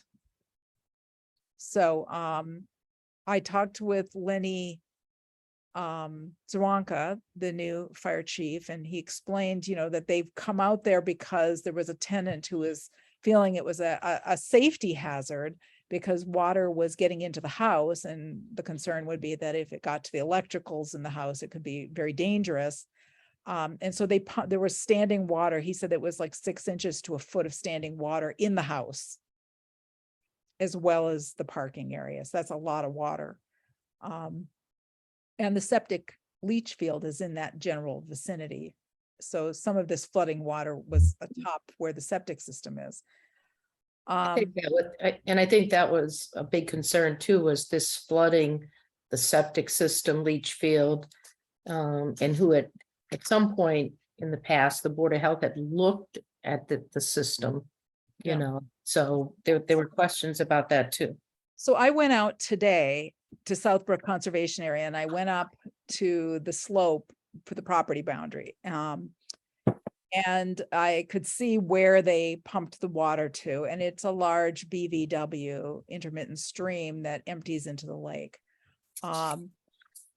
So I have concerns about using that as the location for the water, because it's a resource area under our jurisdiction, and also it's the conservation area which we manage. But I also recognize that there may be limited options for the fire department to respond if it's an emergency. And, you know, if we're talking about, you know, human life and safety, you know, that kind of trumps a lot of other things. But I thought I would want to bring this to the commission's attention to see if, you know, there's any guidance or recommendations that we want to come up with. If we want to maybe talk to the fire department to try to come up with a solution. I mean, one of the things Lenny said, it was, well, we could just decide to not do this for these people if it happens again. And I don't want to be the one making that decision, because again, if it's a safety concern, that's not our jurisdiction. And if the fire department or the Board of Health feels like there's a danger to the public, you know, that's their job to figure that out. But I do have some concerns about the wetlands, so I'd like to hear from the commission a little bit and see what you guys think. So I actually have a question for Kat. So if they're planning on selling the property, do they have to have their septic system, the Board of Health look at their septic system? If there's been issues like now? When properties are sold, they have to be professionally inspected. The system has to be professionally inspected. However, a Title V septic inspection is good, I think, for 2 years. And I'm not sure this Amanda Nash has actually owned it for 2 years. So she would be exempt from the requirement if it's been less than 2 years. Yeah, that's my understanding, is it passed a Title V. Yeah, it has passed Title V, so apparently there's no indication of, septic coming back or ponding to the surface, which they would pick up in an inspection. So let's get back to like where our jurisdiction is. So commissioners, what are your thoughts about what feedback to give the fire department or how to problem solve around this? I'm curious how often this has happened, say like in the last 4 years or so. Is it an annual thing? Is it more than once a year?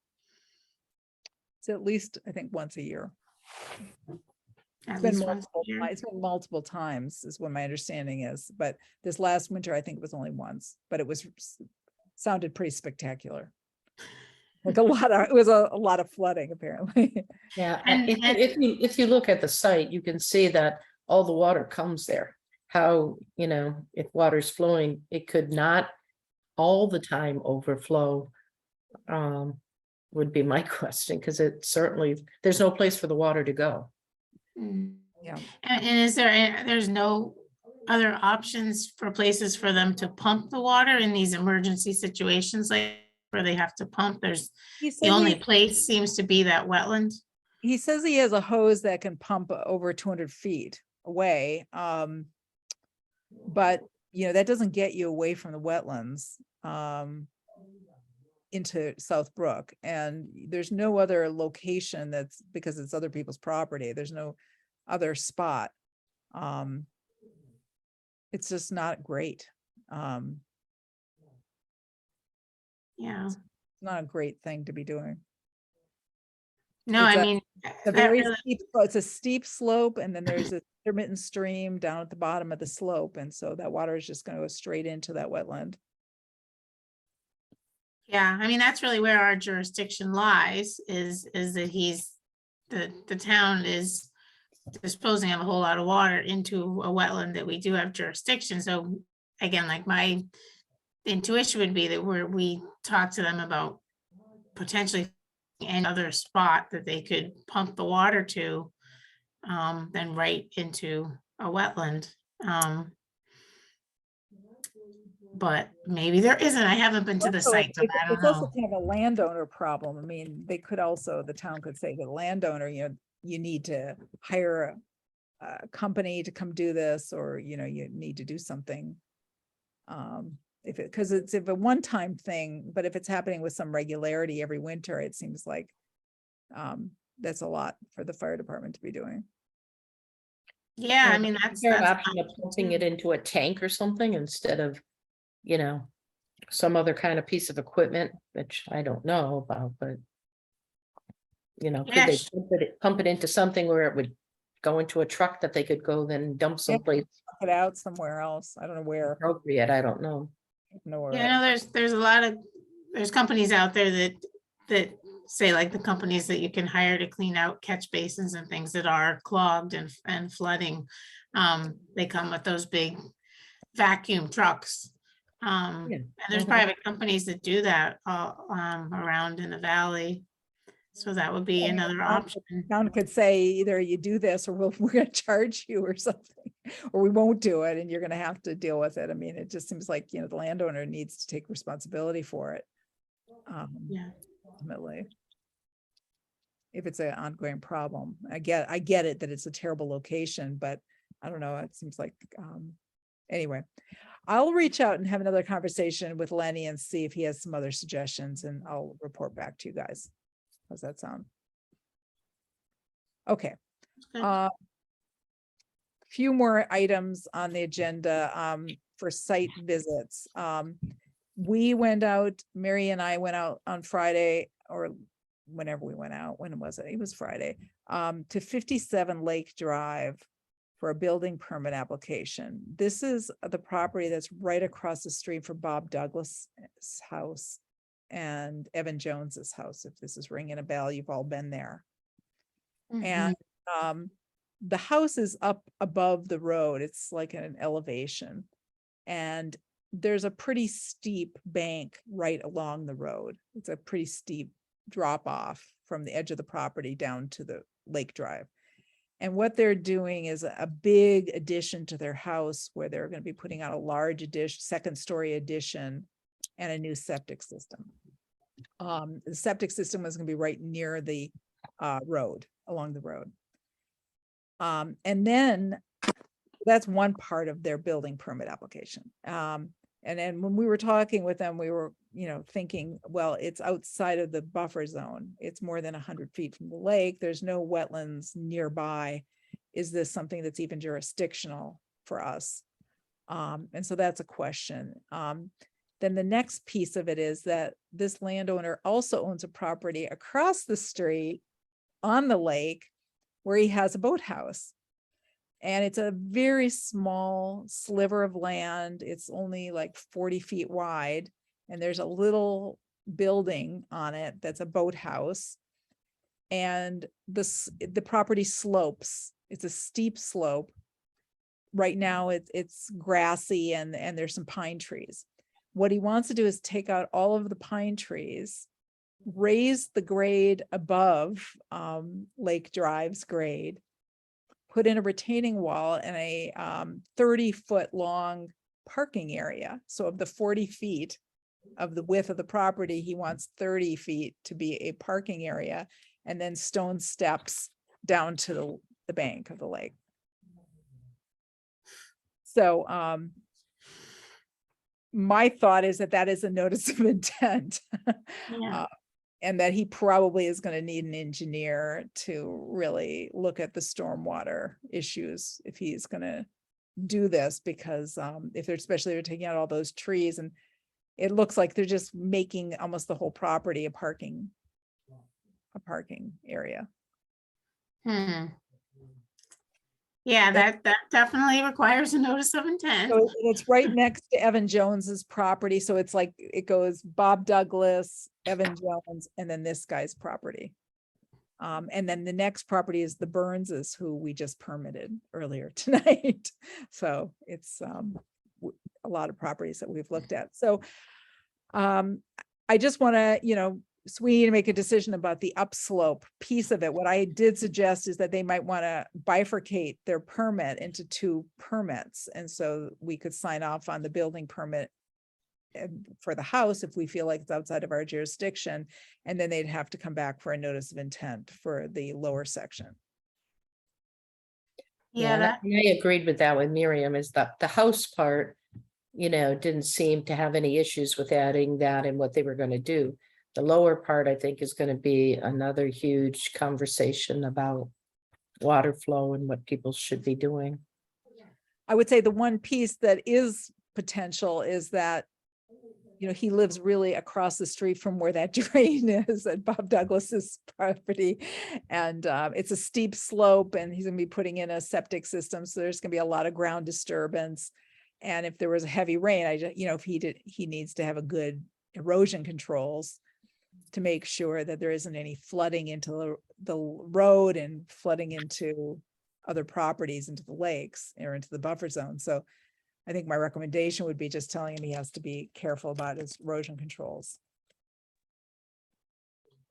yeah, it sounds like it's outside our jurisdiction, but I guess if we're allowed to like comment on the building permit or something, it's good to say that comment that we would like to see some good erosion control so that we don't see erosion into that drain. Or on anybody's property. Yeah, Yeah. because it's not just the drain, it's also the other people's properties. Somebody has their hand raised. Joyce and Jan. Hi, you're muted. Oh, can't hear you. That would help.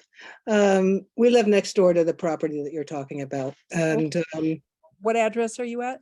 55 Lake Drive. Okay, So Betsy and Randall are next door. okay. I have a question about the property being two properties. Are you considering it still one property or are you considering it two? Well, it's two parcels and it could be two applications. Okay, there's a reason why I'm asking.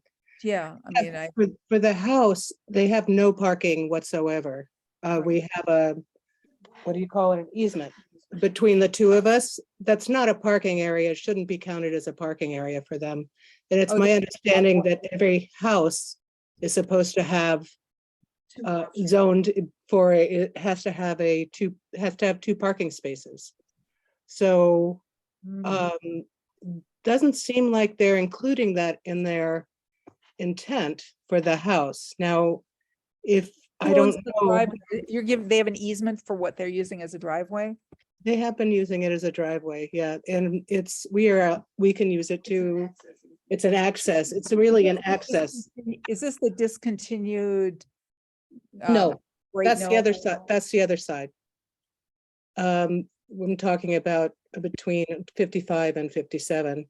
There's what they've been using as a driveway during all the times that they're here, because they usually have like 60, when they come in force, they've got like 6 cars. So they're really not supposed to be using that easement as parking. It hasn't really been a problem, but it wouldn't want it on a permanent basis to be, especially if they're expanding, to be considered their 2 parking spaces. So if it's This is a good question. I don't have an answer. Beth, what do you think? So that sounds like a zoning kind of question that has to do with the zoning laws of having to have 2 parking spots. So I don't know if their application is going before the ZBA, but I would raise it with them. All right, I can ask them. If the answer is that yes, the parking there has to be connected. The 2 properties have to be connected and treated as a whole. You can't permit one without the other. Then the whole thing would have to be subject to the notice of intent then? We wouldn't be able to sign off on the building permit? That's what I was wondering. That's a good question. I'll reach out to the ZBA about it to see if they're applying for a special permit. I would think that they have to apply for a special permit because they're adding a 2nd floor, and I think that there's a variance, perhaps. I might be wrong about that. Oh, so I believe that if it's 2 parcels, you can have 2 separate applications. Yes. So So I suspect it must be two parcels only because where the boathouse is, there used to be another house. It used to be a house with the boathouse. Yeah, So Yeah, it was a parcels. property that they bought afterwards. So they own both, but I think they are separate properties. but if the first one, if the addition can't be permitted without parking, then they have to be treated as one, if that's where how they're getting to the zone, meeting the zoning requirements. Or they would have to do something else to address the parking within their planning, but Right. that's probably, yeah, a planning board, whoever's approving all of Okay. their planning for the planning board needs to address that, I guess. I don't think we're gonna get an answer to this. I just Unless, wanted to bring it up because it seems Oh, like I it would affect appreciate your- that. Yeah. Anybody else have any thoughts about it? That haven't commented any? I mean, Jeff Lacy could probably answer those questions. I will ask Jeff Lacy about it. Because it's my thought is that they're thinking maybe that the parking on the boat house sliver side is going to address this, but to me, that doesn't. If it's two parcels, then it's not meeting the need for parking on the first house. Mhm. Well, right now there is parking available. No. No, There's no parking over that. no, they're using the easement as parking. So they're not parking on the boathouse property. They Oh, can't. they really. are. Yes, they are. Yeah, they're parking just off the road on that property, on the ledge, before it slopes down. Well, yeah. Yeah, they do park on the grass there. Mhm. So I suppose park a lot of technically places. they could apply for the building permit and then at some later point do the boathouse project. And that way, sort of decouple them. Well, it's We need- confusing. I don't know what they're doing because I know they are planning to put their whole front yard as a septic field or to make the leach field in their entire front yard. They're changing their septic Yeah. there. So I don't know. Well, that I they're will, taking this I think into I'll account. I'll reach out to the ZBA and maybe we'll have to postpone our decision making about this until we get more information. Though I think that if they withdraw the work on the lakefront property and they're only applying for the building permit on the uphill side, I don't know that we can not approve the permit or require them to link the two if they've chosen not to link them. I'm not sure that we would have the authority to do that. What do you think, Bev? I don't know. I don't think we can because that upper property doesn't meet our jurisdiction. Yeah, I mean, people, for example, if they were to say, oh, we changed our mind, we don't have enough money, we're not going to do the boathouse property for 5 more years, we wouldn't prevent them from getting a building permit for that reason. So again, they could decouple them and I don't think we would have a jurisdiction. Okay, so we who should move on. would be the person to talk to about the parking issue? when I'm they're- gonna reach out to the ZBA and ask their Thank you. opinion. I will do that. Great, thank- And if you want to email the Concom with your contact information, I can get back to you or anything. I'll do that. Okay. Thank you. Thank you. So the other site visit was 375 Locks Pond Road. This is a building permit for a new garage. And this was a property where we had looked at what looks like an intermittent stream that goes through the property. Beth, you went and took a look at it. Do you have some thoughts about it? Oh, yeah, it's an intermittent stream. I think Miriam wanted me to just go back and sort of confirm. So it is, so I feel like they need to file some kind of application with us. Because their work is obviously going to be within 100 feet of the stream. Yep. So they're going to be within 30 feet of the stream is where the garage is. So my thought would be an RDA. Tell them to submit an RDA. Yeah.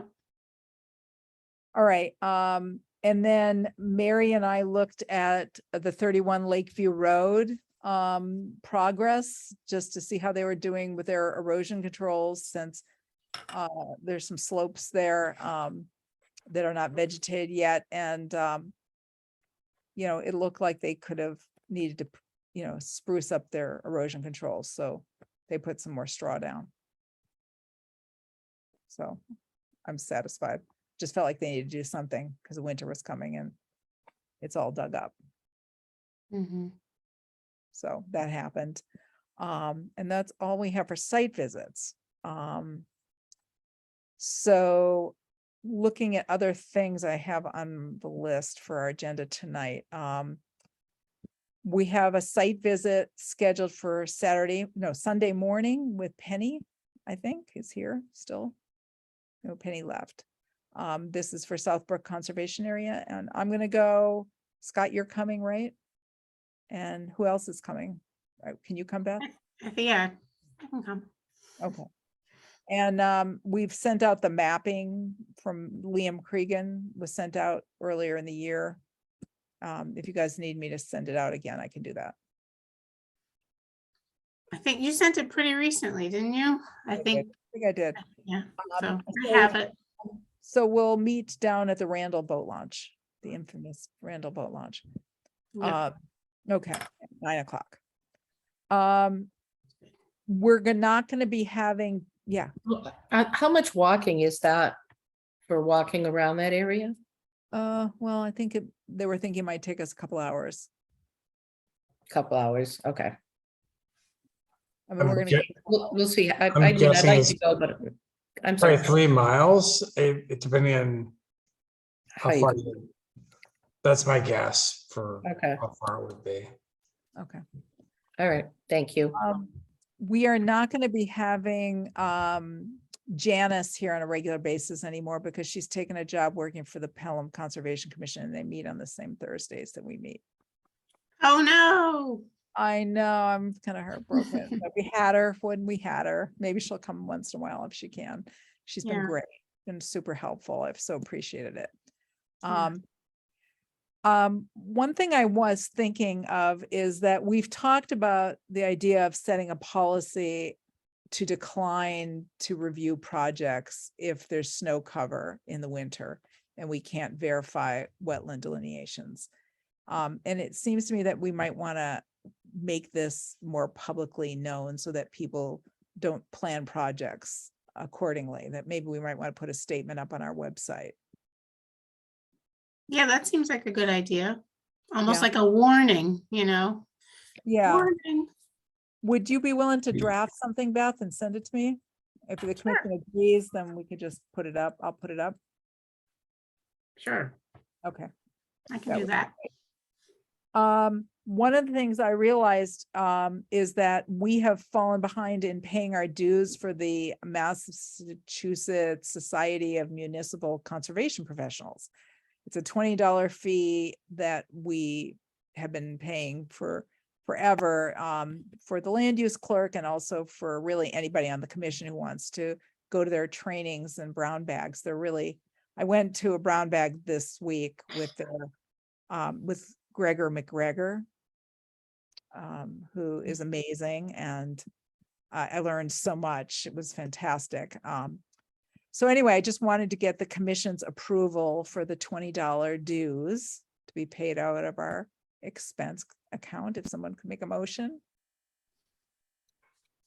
I'll make a motion that we pay the $20 dues for everybody on the committee out of our budget.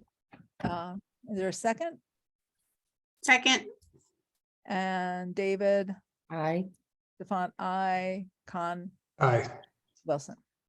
Aye. Okay, minutes for September 8th. Did everybody get a chance to look at them? Yeah, they look good to me. Me too. Yeah. Look Okay. fine. Great. They were bare. I appreciate Carrie's hard work. If we would just stop talking, the minutes would be a lot shorter. Maybe we should give lessons on how not to talk. Here we go. Not to talk. I know, shorter meetings. Okay, somebody want to make a motion for approve those minutes? Motion to approve the September 8th minutes. A second? Second. David, I, Aye, Con. I actually don't think I was there for Oh, that. you were there. You were not there. Right. You were not. You were gone in September. Right. So you're abstaining. Wilson. Aye. Okay, we only, 3 is sufficient. So, one of the other things that came up is that the CPC, which is the Community Preservation Committee, has a representative, a standing representative from the Conservation Commission, and Linda Scott has been our representative. And, she's leaving the town and has asked us to consider appointing another representative to attend those meetings. They have, if we recommend somebody, then the select board has to appoint them. So we really should have, they meet once a month. You get to review all the applications, so it's interesting. And, you get to have your hand in these grant proposals. It's important.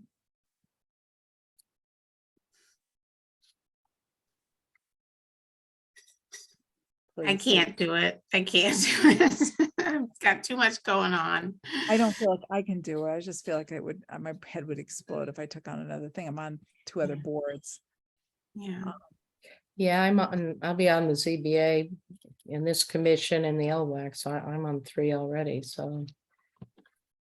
What do you think, Scott?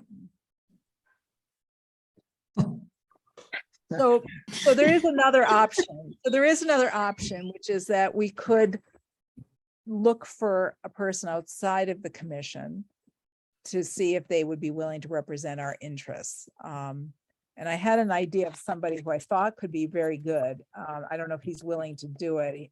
And that would be Leslie Lechonic. Do you guys know Leslie? Do you know Leslie? Leslie worked for DCR as a planner for many years. Does that ring a bell? It is ringing a bell with me. So he's had a lot of experience with environmental permitting and public policy. And, somebody like that would be great, just to have somebody on the committee who's always kind of looking through the lens of, open space preservation and, environmental protection. I can ask him. Yeah. Sounds Good like with that. Sounds good. Okay, Sounds we'll see, or maybe somebody else. Okay, we talked about beavers. The other thing I wanted to talk about was our budget before we end, and I'm going to pull something up and screen share it if I can.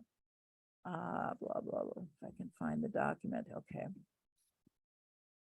So I've been looking, it's the end at the, can you guys see it? I don't know where it went. The top we can see. We just see the title. Okay, and I can't see it at all. Okay, there it is. All right, thank you. Okay, so the finance committee wanted feedback from boards about their budget needs for fiscal year 2024, which would begin next July. We're in fiscal year 2023 right now. And so I just want to give you kind of a snapshot of kind of where our accounting is. So we have several accounts that are related to various things that the Concom does. And one of them is our ongoing budget expense account, which is allocated from the town budget that's voted at town meeting. And so that's been level funded for years at $1,164. Then we have an account for the local bylaw fees, which are these $25 fees that people pay when they apply for projects. And then for notices of intent, there's a fee that we get that's called the Wetlands Protection Act fees. And those go to a different account. They can't mix with the bylaw fees. And then we have a trust fund for land acquisition, and we get a sort of small amount of money every year to add to that. And it's been accumulating. And then there's a few other little miscellaneous accounts. There's the conservation restriction for Sumner Mountain, where they funded an account for the monitoring. So when we hired Charlie Eisman to do the CR monitoring, he was paid for out of that account. that was set up when that CR was granted. And what's been happening, just to give you an idea of the expense account, is the last 2 fiscal years. In 2021, we zeroed out that account completely. And by the end of the year, there was nothing left in it. And our expenses were getting probably paid for out of the bylaw fee account. So what's happened is some of the ongoing expenses for administering the office are things like office supplies, the MACC dues, the MSMCP dues, and then the amount we need to pay for this postage when we send out permits, because we have to send them certified mail return receipt. And those cost a pretty penny. Those can be $7, $8 a shot, maybe more if we have to send multiple copies out. Sometimes there'll be like a trust fund or a company owns the property, and so we have to send the permit to more than one entity. Anyway, so some of that has been getting paid out of the bylaw fee account. We can't use the Wetlands Protection Act fee account for that. And then if you look at fiscal year 2022, we almost zeroed out that account. There was a balance of $186 left, and that just got reabsorbed into the town budget because we didn't use it. You don't keep it. You use it or you lose it. And then currently, year to date on this fiscal year, we have spent $417.50, and we have $746 left.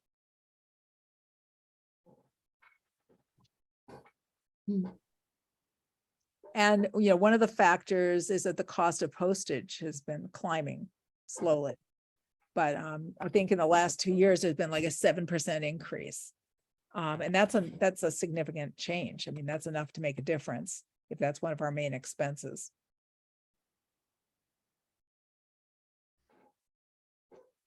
And just as a reminder, for the local bylaw fee account, remember, we've hired these consultants to help us with regulatory work revisions, and the town allocated $5,000 for that.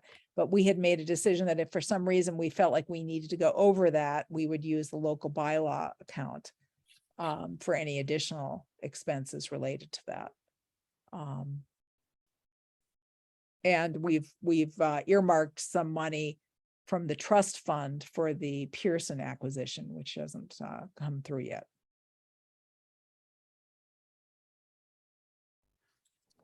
And So so what can we use the Wetlands Protection Act fees for? Well, that's a really good question. And I was looking at that. I went on the MACC website, and there's a DOR guidance from the Department of Revenue about wetlands fees. Sometimes people use them for things like funding consultants or positions even. So it has to be for the administration or enforcement of the Wetlands Protection Act. So we could use it, for example, if we said, since the town is not shown an interest in hiring a agent, but let's say there's going to be a shared agent position that's developed under countywide, and we want to be able to buy into that program, we might be able to use the Wetland Protection Act fees to pay for the salary of a professional level staff. Mm-hmm. Could you use it for educational purposes? Like if we want to put a flyer together to send to? I think you can use it for educational purposes. I know you can use the bylaw for educational purposes.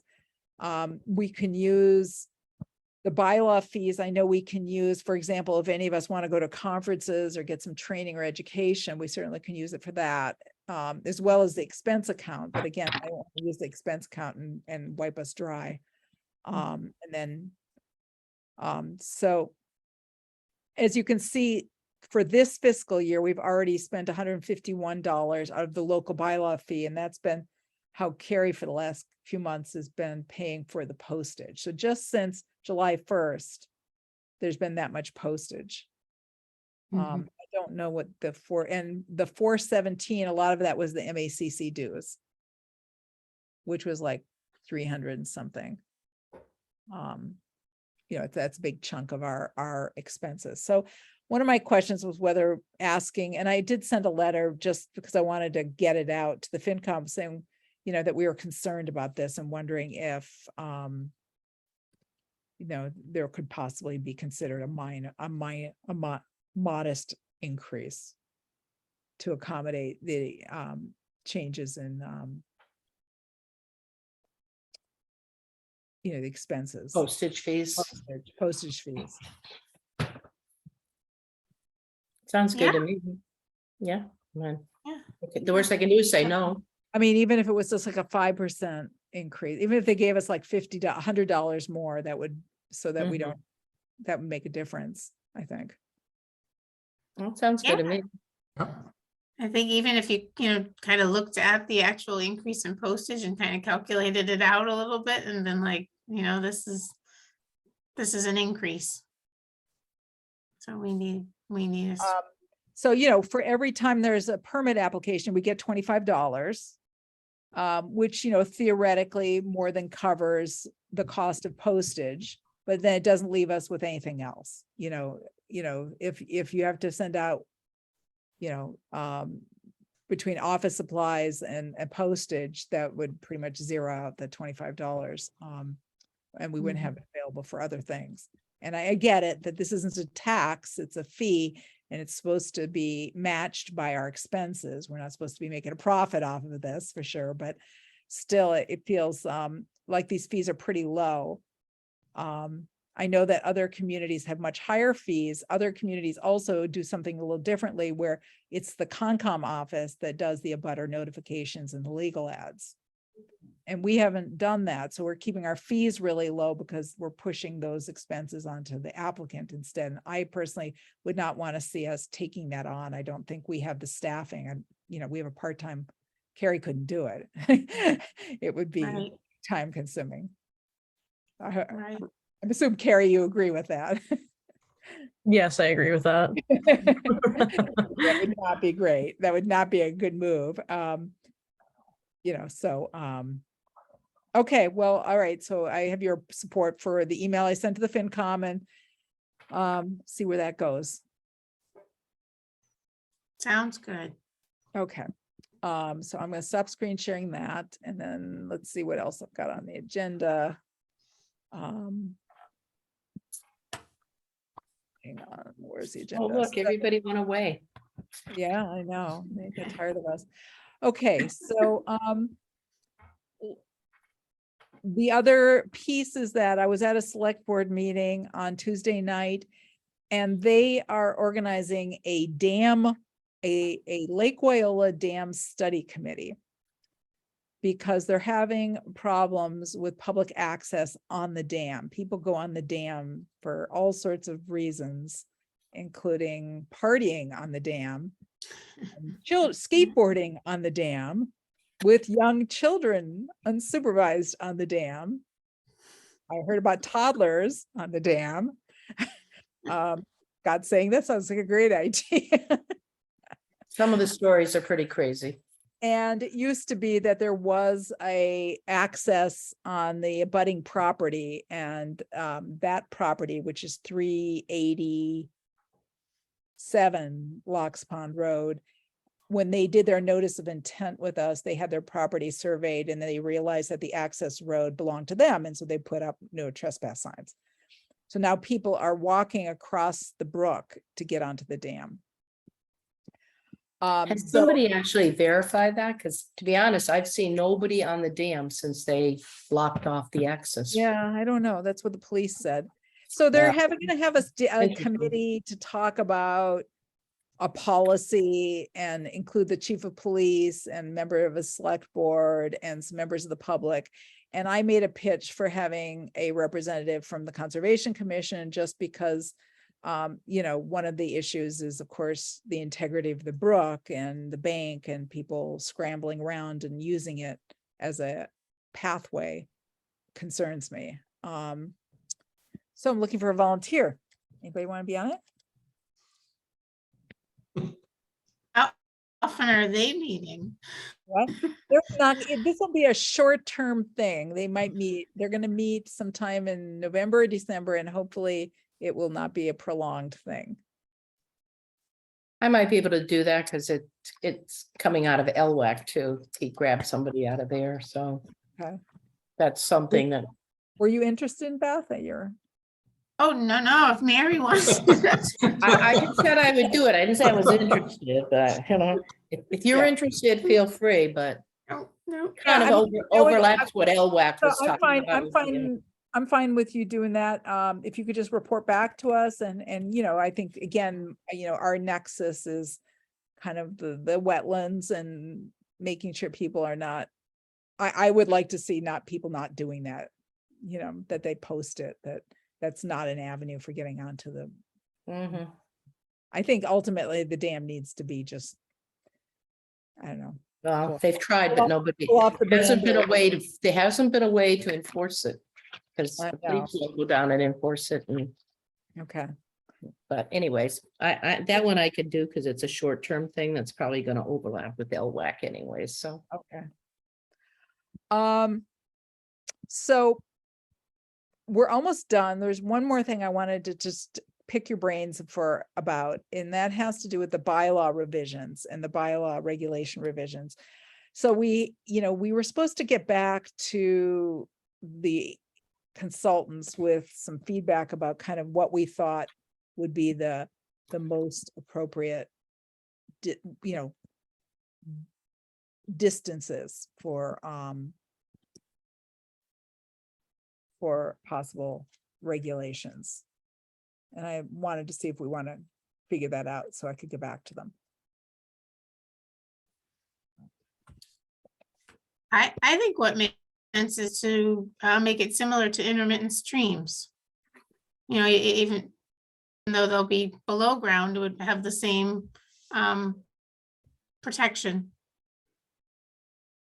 And in terms of, so yeah, it would have 100-foot buffer, but how far can it be below ground? Before it's not counted, you mean? Before we don't count it, before it loses the protection. So, you know, one of the ideas, the safest was to go with 200 feet, because then you have two circles of 100 feet each.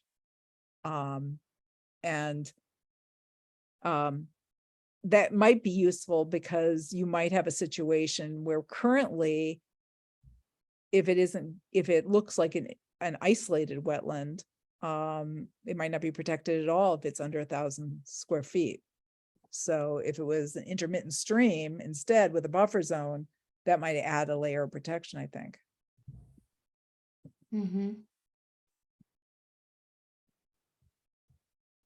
The farther apart the lengths are, the harder they're going to be to verify with any kind of methodology, because streams become, when they go subsurface, they wander around, and you might not be able to prove connectivity.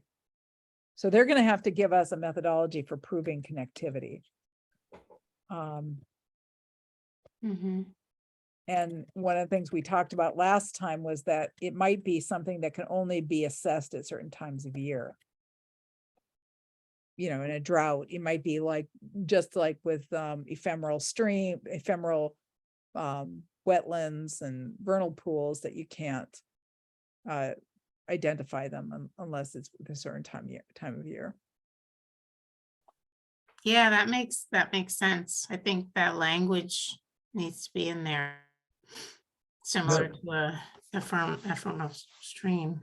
And that's what we asked them to do, isn't it? To give us the methodology for delineation and recommendations for protection. Yeah, and they wanted to look at whether or not we could characterize what kinds of intermittent streams exist in Shutesbury. And, you know, I did pass on to them the ANRAD maps. And I haven't talked to them since then to see what they think about it. So I can reach out to them. because there were a couple of, on Pratt Corner West, there were a couple of areas that Emily Stockman thought might be good exemplars of intermittent streams or, subsurface streams. Mhm.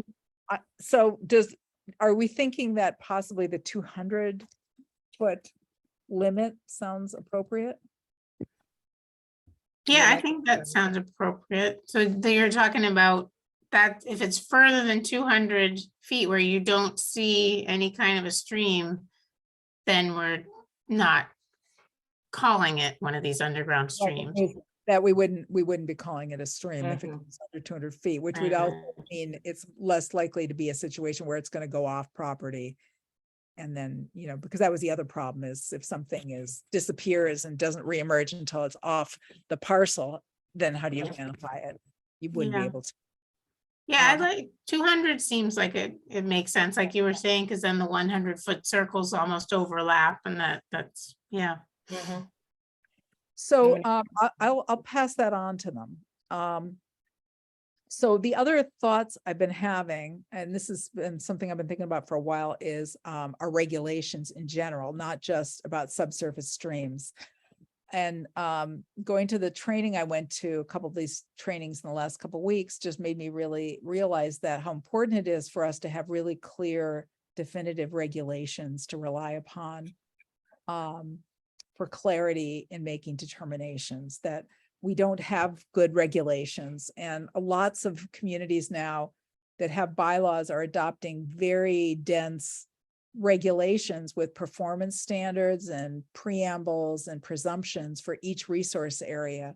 So you're kind of like locking into the regulations, the scientific rationale that you would then use as a basis for conditions or decisions that you make. I would like to have us move in that direction of creating those kind of regulations. And so as what I've been doing, just because I just wanted to get it going, is that I've taken the regulations from several towns and I'm putting together a draft that I'd like to circulate to the commission, and then have us maybe review it, and maybe even if we wanted to even consider having these consultants take a look at it for some feedback as well.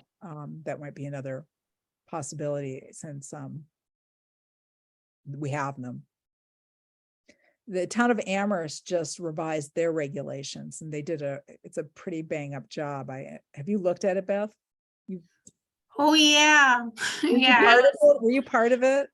Yeah, before I left the wetlands job, I was working with our chair on them, but it just never got complete before I switched to DPW. So what Erin took, really, she took what I had started and finished it up. And actually, I just printed them out the other day to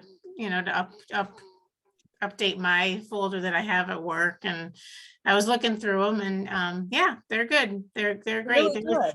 And it was for those exact reasons that we started doing it. There was just so many parts to the regulations that during applications, the clarity wasn't there. There was too many questions about things, and you just want to have the regulations written so that doing the work that we do is easier. Yeah. It also adds to predictability and consistency, because our membership can change, but it would be good if the general approach doesn't change with the membership of the commission. And I think that's one of the benefits of the regulations, is kind of giving us an analytical tool that we can all use. The other thing I think about is that we're allowed to have bylaws that are more protective than the Wetlands Protection Act. However, if we don't spell out very clearly why it's important to be more protective, then our decisions can get thrown out and we could be preempted by a superseding order from DEP. So that's kind of what's happened in the courts, is that there's been some cases where a decision was made under the bylaw, and the they took it to court and appealed it, and the court decided that the permit did not make it explicit enough why they were using the bylaw provisions. And so threw it out. And then basically what happened was they appealed it to DEP, and there was a superseding order, and the superseding order stood up. So basically it just kind of meant that that commission lost home rule. They lost the authority under their bylaw, at least in that particular instance. Yeah. So seems like, we need to think about that. Not that it's a big issue for little projects, but it could be an issue for bigger projects. Bigger projects. Okay, all right. Well, I'm gonna keep hacking away at it, and when it gets mostly right now, what I'm just doing is trying to get the formatting to work, because the formatting, it just isn't working so well in my Word document. And if I can get it, I'm being very fussy about it, I will circulate it, and then we can start having some conversations about it. I'm just viewing it as really like a tool for us to begin to have this discussion. That's great. Thank you for initiating that. That's a lot of work. Yeah, well, I haven't gotten it done yet, so. Don't you have a graduate student that wants to work with you or something? What?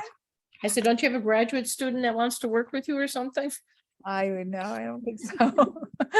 All right, so I think we should adjourn.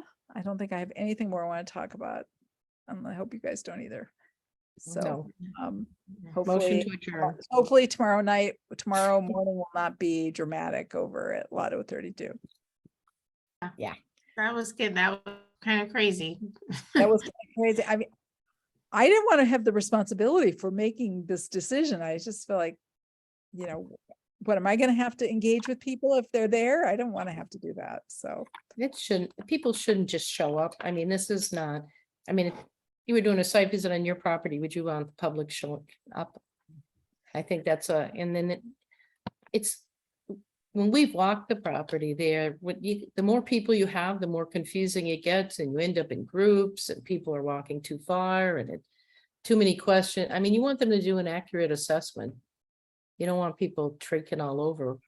No, What are I they think gonna do? Watch what they do? Sorry. The other piece I think is that, it was clear to me that the select board was saying in no uncertain terms that they don't want us going out there without their permission also at this point. And I know I had mentioned to Scott, because Scott hasn't been out to the property, that I was willing to come out and maybe find a time and go out with you to show you it.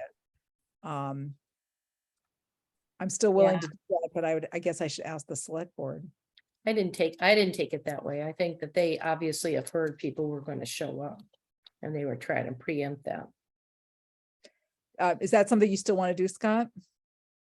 What's your availability? Yeah, we're talking like Sunday, maybe after the Southbrook, maybe. Southbrook It's walk. not a lot of walking, so if I'll email the select board and just explain that that's something we wanted to do and see what they say. Yeah, I'm good either way. Okay, all right. Okay, so we'll see you guys on Sunday morning. All right. Hey. Yeah. Oh, wait, Bye. motion to adjourn, motion. Wait, to I was gonna adjourn. say there was no motion. Yeah, I second. Carrie put her hand up. Okay. Who made the motion? I Okay. made the motion. And David, DeFont, Con, Aye. Wilson. Carrie Did has you a have- question. Sorry, this is more for like Miriam and like the mailing. It's just that I want to let you know that I have work at 12. So if I could send them out by like 11, like as long as I have them by 11. Okay, I'll see what I can do. I'll do the Okay, best. I just wanted to let you know before we left. All right. Good All night. right. everybody. Bye. Night.